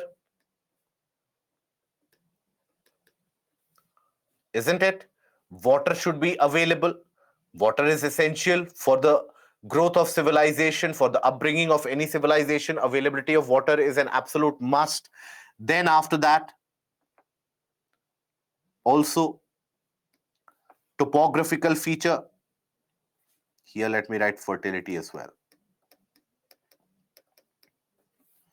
Topographical feature.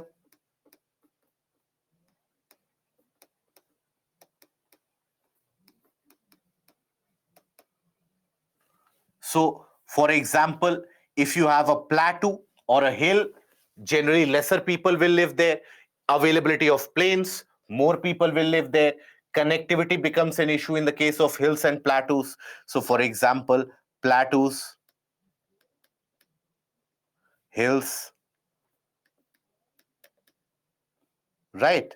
And also mountainous areas.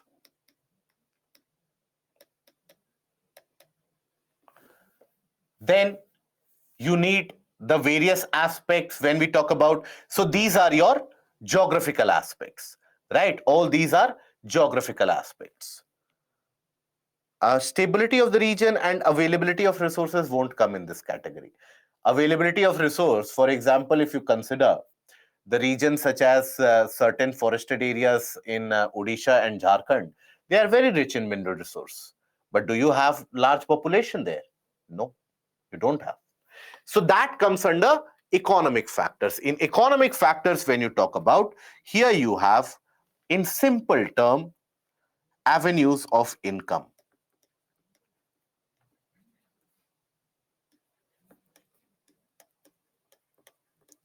Is there a reliable source of income which is available from which people can earn their livelihoods? If there is a reliable source of income which is available, people will live there in large quantities or large numbers. This can come due to agriculture,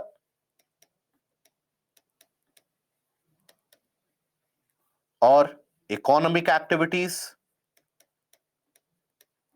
Nowadays, economic activities, basically when agriculture can be included in economic activities. So when we talk about economic activities, here location of industries,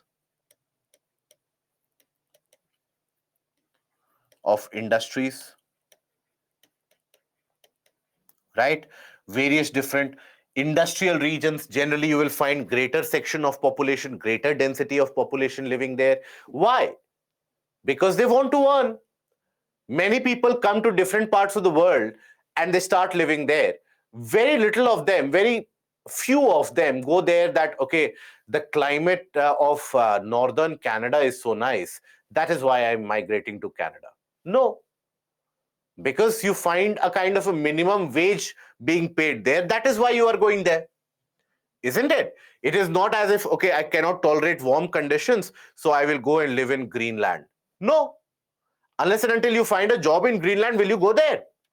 So there has to be a kind of an avenue of income, economic source has to be there.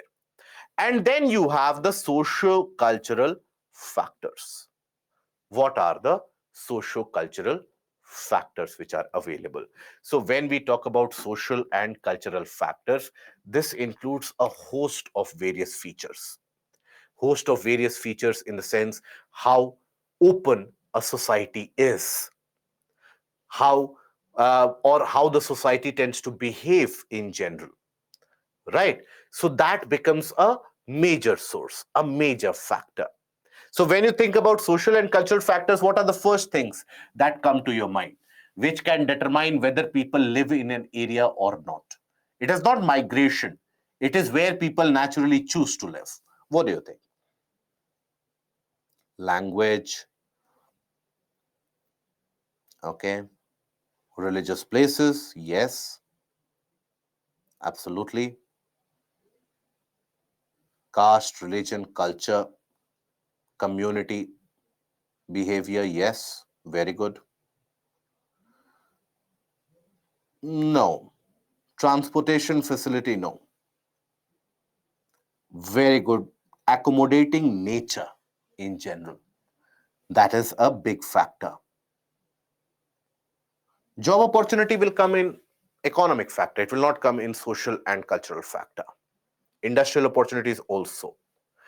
So this is where, as open a society is, as tolerant a society is, people tend to thrive in that region. That region becomes populated significantly, right? Why is it that in our country you will find, other than the economic factors, if you put the economic factors aside, why is it that you will find large number of people from various different areas, they tend to live in Delhi, they tend to live in Mumbai, they tend to live in Hyderabad, they tend to live in Bangalore, they tend to live in Chennai and Kolkata? Because typically you will find that in these areas, people are basically identified with the work that they do. The economic avenues becomes a kind of a identification factor, right? So that is where all the caste and the religious foundations that are thrown aside. Also, you have the cultural and the religious identity in many of the cases, that also makes people to live in certain area which they associate with their traditional practices, with their religious practices, right? You'll find the regions such as, if you go to Varanasi, very heavily populated, people associate with the cultural and the traditional roots. If you go to Ajmer Sharif, also very heavily populated, because there is a cultural and a traditional roots there. So that is where all those aspects, typically any society, any country, if you consider, where there has been a lot of social strife, a lot of civil war which is there. For example, take the case of Syria, take the case of Afghanistan, take the case of Myanmar, take the case of Bangladesh before 1970. In all those areas, people would move out of that place. Why? Because the society was not accepting enough. So that is where these are included in the socio-cultural factors in general. Okay, so that is basically, yes, even Sri Lanka nowadays. True. So that is where the openness of the society, the relativeness or the relation that you have with the cultural and the traditional and the religious roots, that is more or less a driving factor. Okay. So this also influences the distribution. So here you can include language.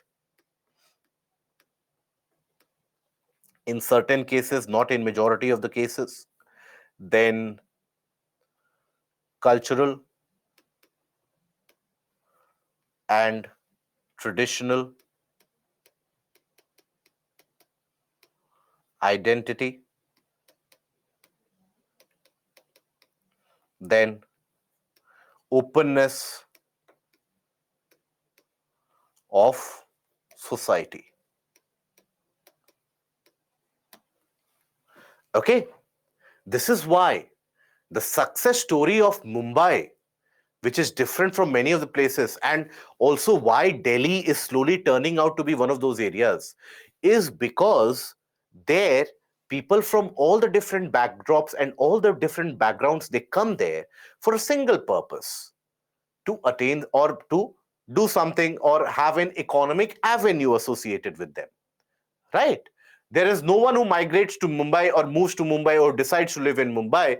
They don't live there that, okay, I could have lived in Pune, but because the Arabian Sea is so close and I get to touch the water on a daily basis and I get to see the ports also on a daily basis, that is why I am living in Mumbai. No, that is never the factor, right? So these are your socio-cultural factors. Please understand, don't confuse between the economic and the socio-cultural. Okay? Then we come across what is population growth. Population growth basically is the change in population which is experienced in any particular area between a time period. So in a fixed geographical location, the change in population over a time period, that is population growth. Can it be only positive or can it be both positive and negative? What do you think? Population growth, will it be only positive or both negative and positive?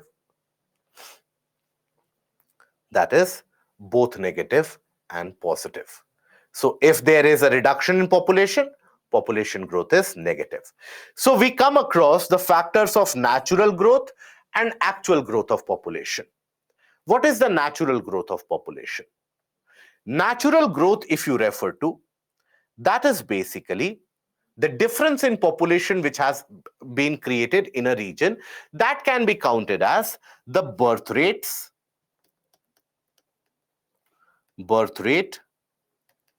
minus death rate. The number of people being born minus the number of people who die in an annual basis, on a monthly basis. So that can be considered to be the change in population or the natural growth of population. But that is not the only factor. If you consider any particular major city in our country, it is not only the people getting born or people dying in that region which contributes to the population. For example, consider Delhi. Many people from other parts of the country will move into Delhi. Why? In order to find better opportunities. Similarly, many people who have been living in Delhi, they will move to other parts of the world, other parts of the country, right? So when we talk about actual growth of population, if you consider, that is basically considered to be what? Birth rate minus death rate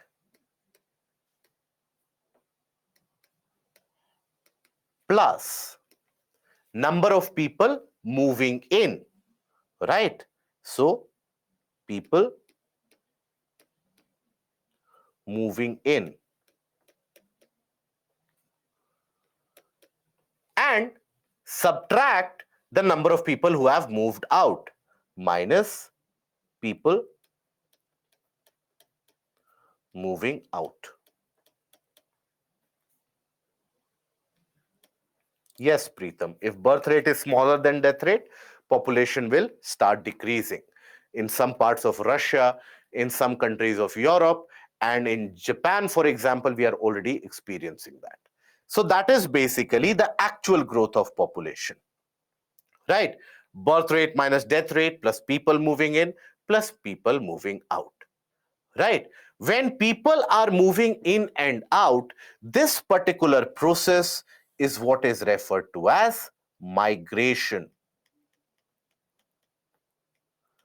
This is what is referred to as migration.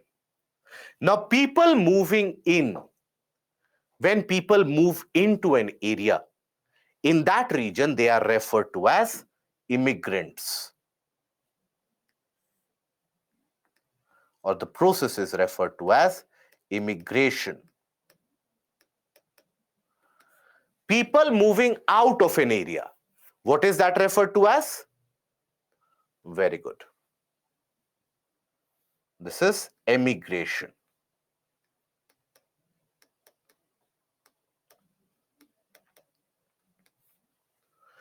So, both immigration and emigration, they are a part of migration.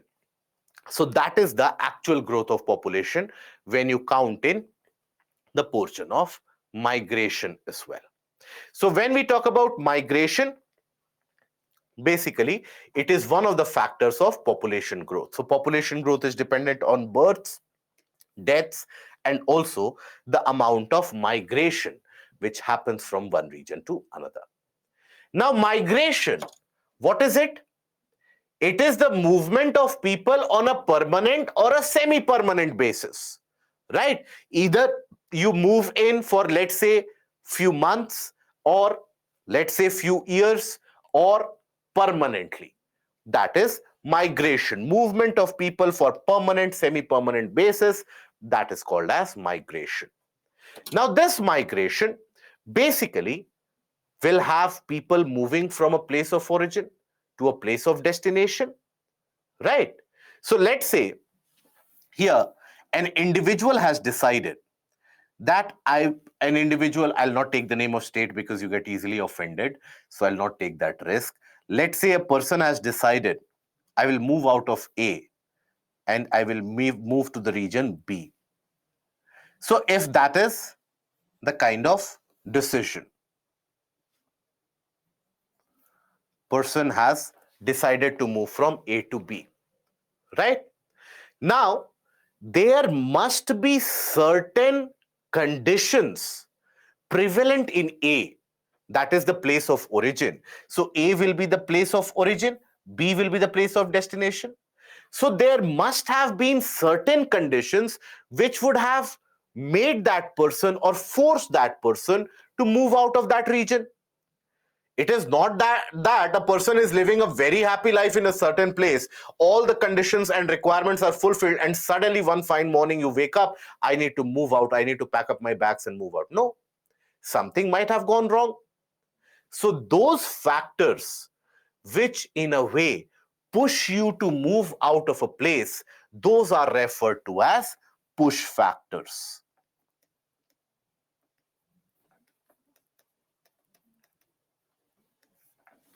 Simultaneously, A, let's say, has decided, or a person has decided to move out of A.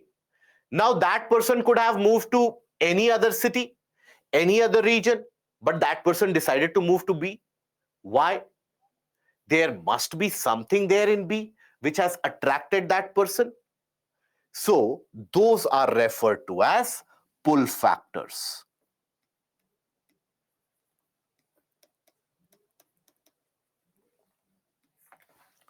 So that is where you have the push and the pull factors. Now these can be many things. Again, when we talk about push factors and pull factors, these can be geographical in terms of climate. The climate is turning hostile, the climate change is impacting you, there have been frequent crop failures which have been happening due to climate change, there have been frequent disasters which have been happening due to the changing climate. So you have the geographical factors of climate, then availability of, let's say, resources such as water, right? And if you want to include it separately, include here natural disasters as well.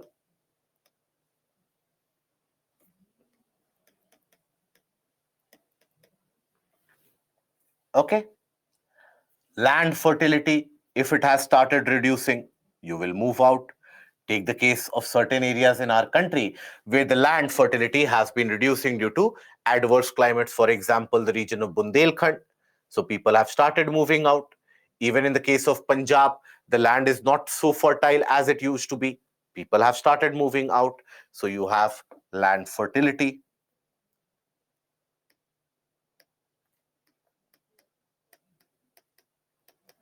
Then you have the topographical factors. For example, you have many areas, so there you have a lack of opportunity, etc. So those are your geographical factors. Then you have your economic factors. Economic factors are very simple. Whether you have enough income avenue or not, as simple as that. Income source. If you are able to earn enough, you will stay there.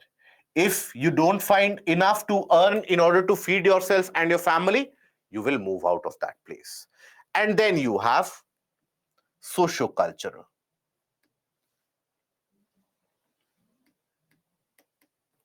Socio-economic and socio-cultural as well.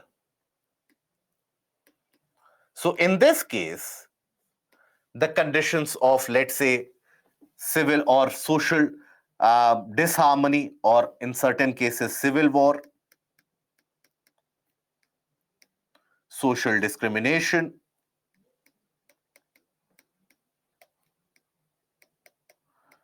then in terms of socio-economic, you can think about educational, medical facilities, right? So then in this case, religious and cultural factors will come, and cultural factors,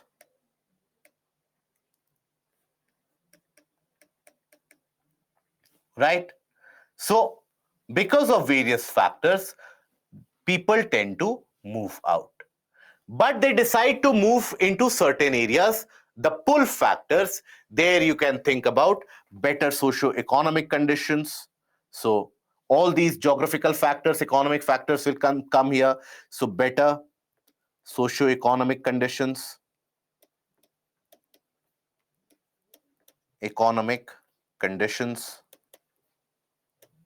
Now, under the various different socio-economic conditions, you will have the aspect of education, health, economic facilities,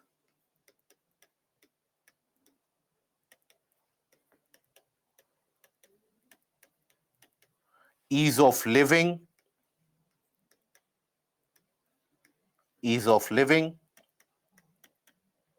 right? And you also have socio-religious factors or socio-cultural factors. A society is more open in an area, so there is no discrimination. So socio-cultural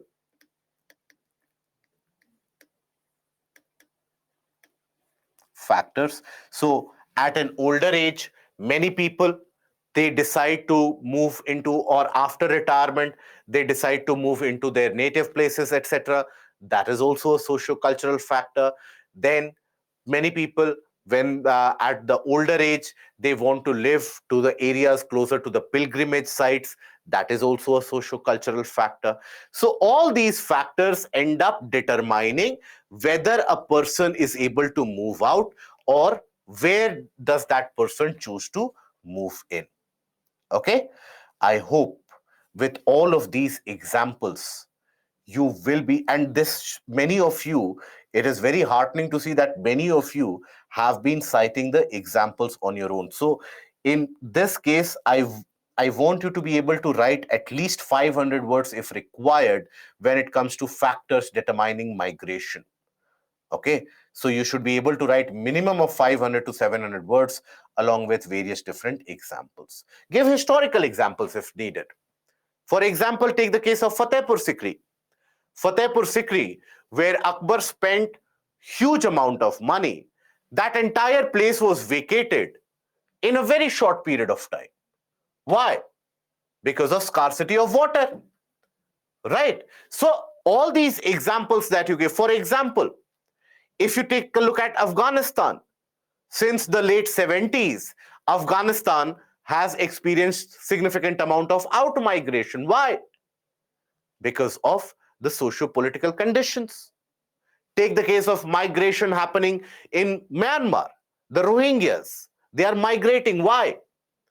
Because there has been a social strife in their home. There have been a kind of a cultural discrimination which has happened in their home. So those are your factors. Across the country, this is a kind of a map. This gives you an idea about where people are migrating from and where people are migrating to. Please understand, migration is not bad. For any thriving economy, migration is very essential. You need people to be moving from one region to another to keep the economy running as well. You cannot have people getting born and dying in that place itself, and you cannot expect the economy to be thriving. Service sector will never come into existence in that case, right? What will the railways do if nobody moves out of one place to another? What will the airlines do if nobody is ready to move from one place to another? So migration is good. Excessive migration brings about social imbalance. So you have various different types of migration, one rural area to another rural area, rural to urban, urban to rural. You have different types of migrational practices which are observed. Now here, if you observe in this case, the hotspots of migration, most of us would already be aware of this, but basically take a look at here, Himachal and Uttarakhand. This is a kind of a seasonal migration which happens. Seasonal in the sense that majority of the people, they come down the slopes, and this is a male dominant migration which happens, where the male members during the winter season, they come down the slopes in the case of the lands or flatlands and plains to earn some income and go back home again during the summer season when tourism thrives. Take the case of western Rajasthan. Due to the adverse geological and geographical conditions, people migrate to the nearby cities, from Delhi to the Delhi National Capital Region to Punjab, Haryana, Gujarat, Madhya Pradesh. They will migrate. Then Eastern UP, West Bengal, and Bihar. Lack of economic opportunities, in many of the cases, discriminatory practices for caste basis which is done. So that is why people migrate there from out of that region to other areas. Okay. Then coastal region of Odisha, here also people migrate to. Then here, observe this, Kerala. Most of the people, just like in the case of Punjab, if you ask people what is your destination, most of them will tell you they want to go to Canada at some point of time or other in their life. In the case of us, they want to go to Canada at some point or other in their life. In the case of Kerala, you will find that most of the people, most of the households will have one or the other member in the Middle East nations or the Gulf nations earning something. They would be earning as blue collar employees, blue collar laborers, workers in industries or factories. But the destination, just like in the case of Punjab, in the case of Andhra Pradesh also this is observed. But in the case of Andhra Pradesh, the destination is a high income country like you have the region of United States, Western Europe, etc. In the case of Kerala, it is the Gulf nations, where you have a lot of health workers from Kerala who work in the various different health services and practices in the region of these Gulf nations. So this is the case of migration which is experienced. Okay. So that is basically the aspect of migration. Then Indian population, basically, if you take a look at it, so the estimates are that our population is close to around 1.4 billion, but it is dependent on the census data. The census data is released every 10 years. Every 10 years, you have the release of the census data. So the 2021 census has still not been released. It will be released sometime next year, maybe early next year or late next year. But whenever it is released, keep a track of it. Keep a very keen eye on it. Overall, when we talk about Indian population, we are the largest population in the world. We are well on our way to become the largest population in the world. And basically, here you will observe that 35% of our population is urban as compared to or as per the previous census. 35% of the population is urban. Population density is around 464 people per square kilometer. And Indian population represents around 17.7% of the total global population. That is, 1 out of every 6 people in the world is Indian. Okay? Now, then this is the census data. In this census data, you will observe that our population has been consistently increasing. That is a trend. Other than 1 year, 1 decade, that is the decade of 1921. This is the only decade where Indian population experienced a decline. Otherwise, it has been consistently increasing. Why it experienced a decline? Because during this time, you had, yes, the World War, other factors.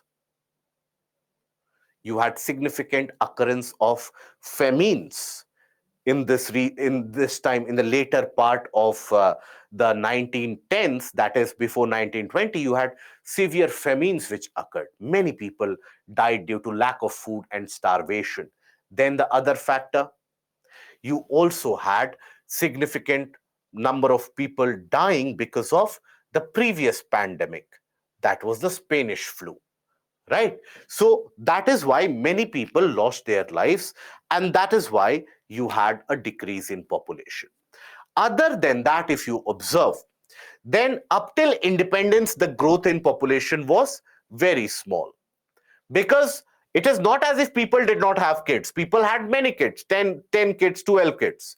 But the number of people dying as well, the number of young kids dying because of diseases, because of various issues, that was very high. So while the birth rate was high, the death rate was also significantly very, very high. So that is why after independence, immediately after independence, you would observe that the population started increasing at a significant rate. Through the 60s and the 70s, observe the rise in population. The growth in population was very high. So the 60s, 70s, and almost up till the 90s, this is the phase which is referred to as the phase of population explosion.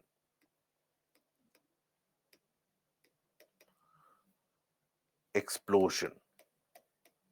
Why? Because the health facilities were provided, because better living conditions were provided, because the fewer people were dying because of medicinal properties or the medicinal facilities which were available to them. There was no longer that large number of deaths due to starvation. No famines were a common instance. So that is why, as was the case with the earlier scenario, people were still having so many kids, large number of kids, but fewer would die. So the death rate reduced. Birth rate was still high, death rate reduced. So when the birth rate is high and the death rate is low, that is when the population explodes. By the 90s, people realized that now the young ones can survive. That is when people started having lesser kids. And that is the transition that every society goes through, where initially from a low literacy level, from a low and a poor economic level, that is where you will find that the birth rate is very high. And eventually, as the society migrates into a higher economic prosperity and more educated level, that is when, on an average, I'm not talking about particular cases, on an average, the number of kids born, that reduces. It doesn't happen immediately. It happens after you have witnessed this in a couple of generations. A couple of generations have experienced this, that all of the kids have survived. That is when in future you have lesser number of kids. That is when now the population has started to plateau. It is still increasing. The population is still increasing, but the growth rate has slightly moderated. So this fundamental, or this principle, is expressed by what is referred to as the demographic transition. That is basically a population changes in the initial stage when it is rural, agrarian, and illiterate. At that point of time, you will experience high birth and high death rate. As that transitions to urban, industrial, and literate society, generally you will find low birth and low death rate. This is what is demographic transition. This is experienced with this is something which can be explained with the help of a graphical representation as well. So if you look at the graphical representation of this, overall, you can basically divide this into 3 to 4 parts. Various textbooks and various theorists, they divide into various parts. So here, observe this. In the first stage, let's consider that the society is backward. In the sense, you don't have enough income, you don't have enough literacy, you don't have enough source of income and enough medical facilities. So in the first stage, what do you find? Let's represent birth rate by white. Okay, so birth rate, number of kids born, will that be high or will that be low in that case? What do you think? Very high, always. So in that case, birth rate will always be very high. What about the death rate? Death rate, will it be high or low? Again, very high, right? So the death rate also very high. Okay. Now, come to the second stage. In the second stage, some medical facilities are being provided. Hospitals have opened up, dispensaries have opened up, all that is happening. What will happen to the death rate in this case? Let's consider the death rate. What will happen to the death rate? Death rate, will it be low? Yes, death rate will go lower. And then eventually it will stagnate. What about the birth rate in this case? In the second scenario, birth rate, will it be high or low when the medical facilities have come up?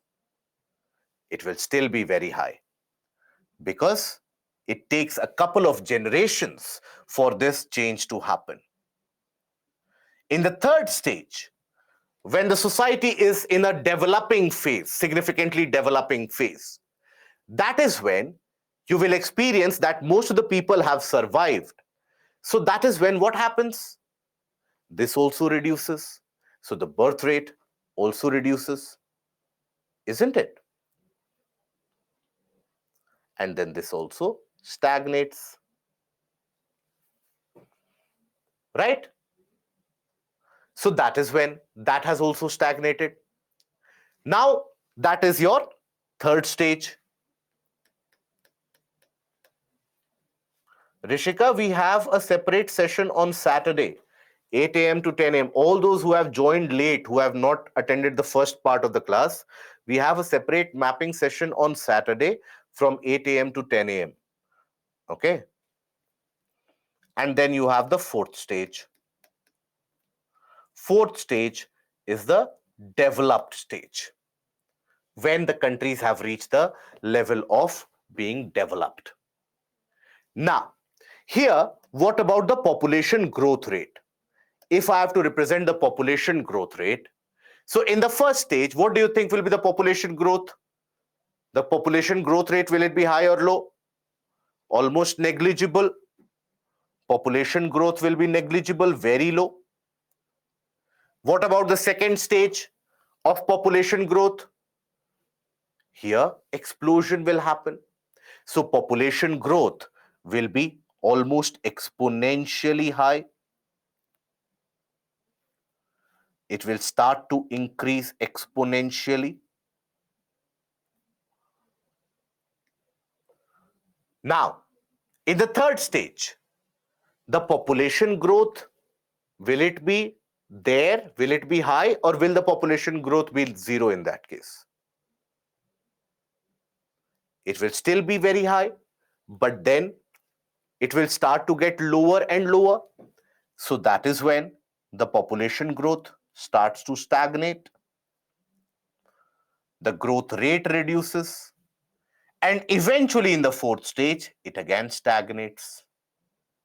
Isn't it? So this is your population growth.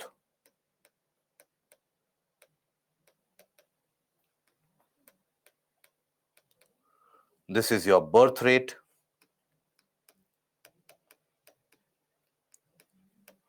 And the red one is your death rate. Okay. So in the first stage, when the society is basically lacking the development, first stage, when you don't have any development, example, certain African countries, sub-Saharan countries, that is when both the birth rate and death rate will be high. Example, sub-Saharan Africa.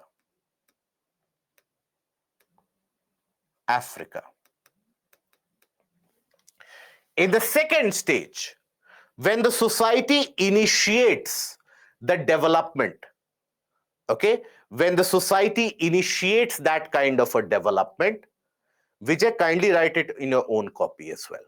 Okay, please don't be dependent that I will write and then you will write. Kindly do that much amount of effort. In the second stage, when the society starts to progress, when the society starts to develop, there is a provision of the medical facilities. That is when what happens? The death rate starts to reduce, isn't it? So, example, take the case of Bangladesh.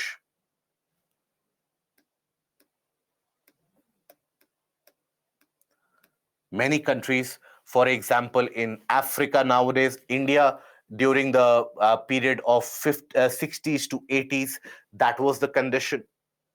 Then the third stage. Third stage is when you have climbed up the developmental ladder, right? You are a purely developing nation. And that is when the birth rate has started declining. So, example, you can take the case of India. Very good. India. Okay. And then you have the fourth stage where it stagnates. So, countries of Western Europe, right? Now, China also. China, Japan, Western Europe.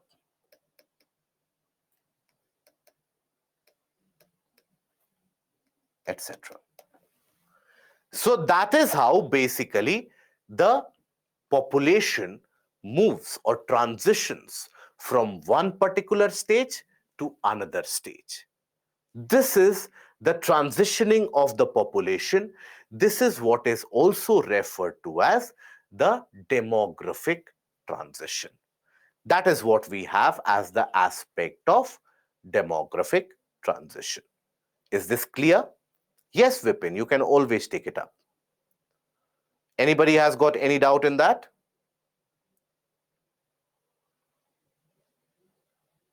Blue line represents the population growth, Shrikant. Vijay, is it understood now? Or do you have any doubt in this demographic transition graph? Kindly let me know. Okay. Perfect. So this is basically one of the things that you observe in most of the societies, how they have evolved over a period of time. That is one of the common features. Okay. So population growth is indicated here, Amit. This is the population growth. Okay, that is your population growth. Right? Fourth stage, Yasir, is when eventually the birth rate has finally declined and stagnated, and the death rate has also stagnated. So in that case, the population growth will also stagnate. Yes, ideally, I would want you to draw like this in the mains. Okay. Population growth, how can we increase? So as Russia is doing, as many parts of China they are doing, they are incentivizing the birth of more children. That is something which is done. Okay, problem of Japan is that is the older age population. that is where it is declining. So when we talk about, this is the last topic that we will refer to, and then we'll come on Saturday. So basically, population pyramid, when we talk about, it is a graphical representation of the age and sex of a population. At each and every different age portions, you have a representation of male and female population. It gives you an idea whether the population is going to increase in the future, or whether the population is going to stagnate or reduce in the future. So in this case, when we talk about it, basically, if let's say you have a lot of population in the lower age group, the pyramid will appear conical. So a lot of population in the lower age group means what? You will have a condition where this is going to increase in the near time future, isn't it? So that is where it is a youthful population.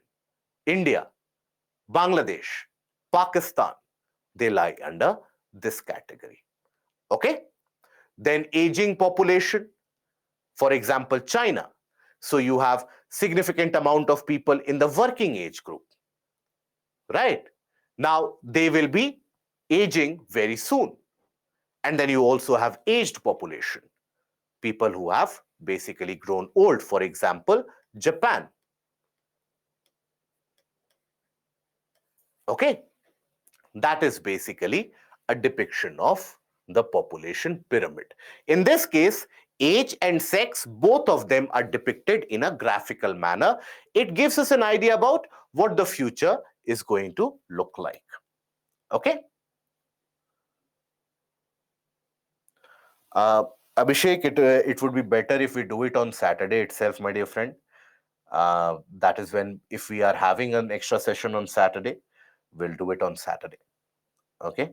So that is where I bid you goodbye, and we meet again on Saturday, right? And we'll take it from 8 to 10, and that is where we'll complete the portion of mapping, go through the annotations of the PPT, introduce yourself with the various portions of map, and that is when we'll meet again on Saturday and we'll continue. Okay? I hope overall this entire journey has been fruitful to you. Any particular issue, any kind of doubt, any kind of thing that you have not understood, you have my mail ID, reach out and we'll get in touch. Okay? So this is the mail ID.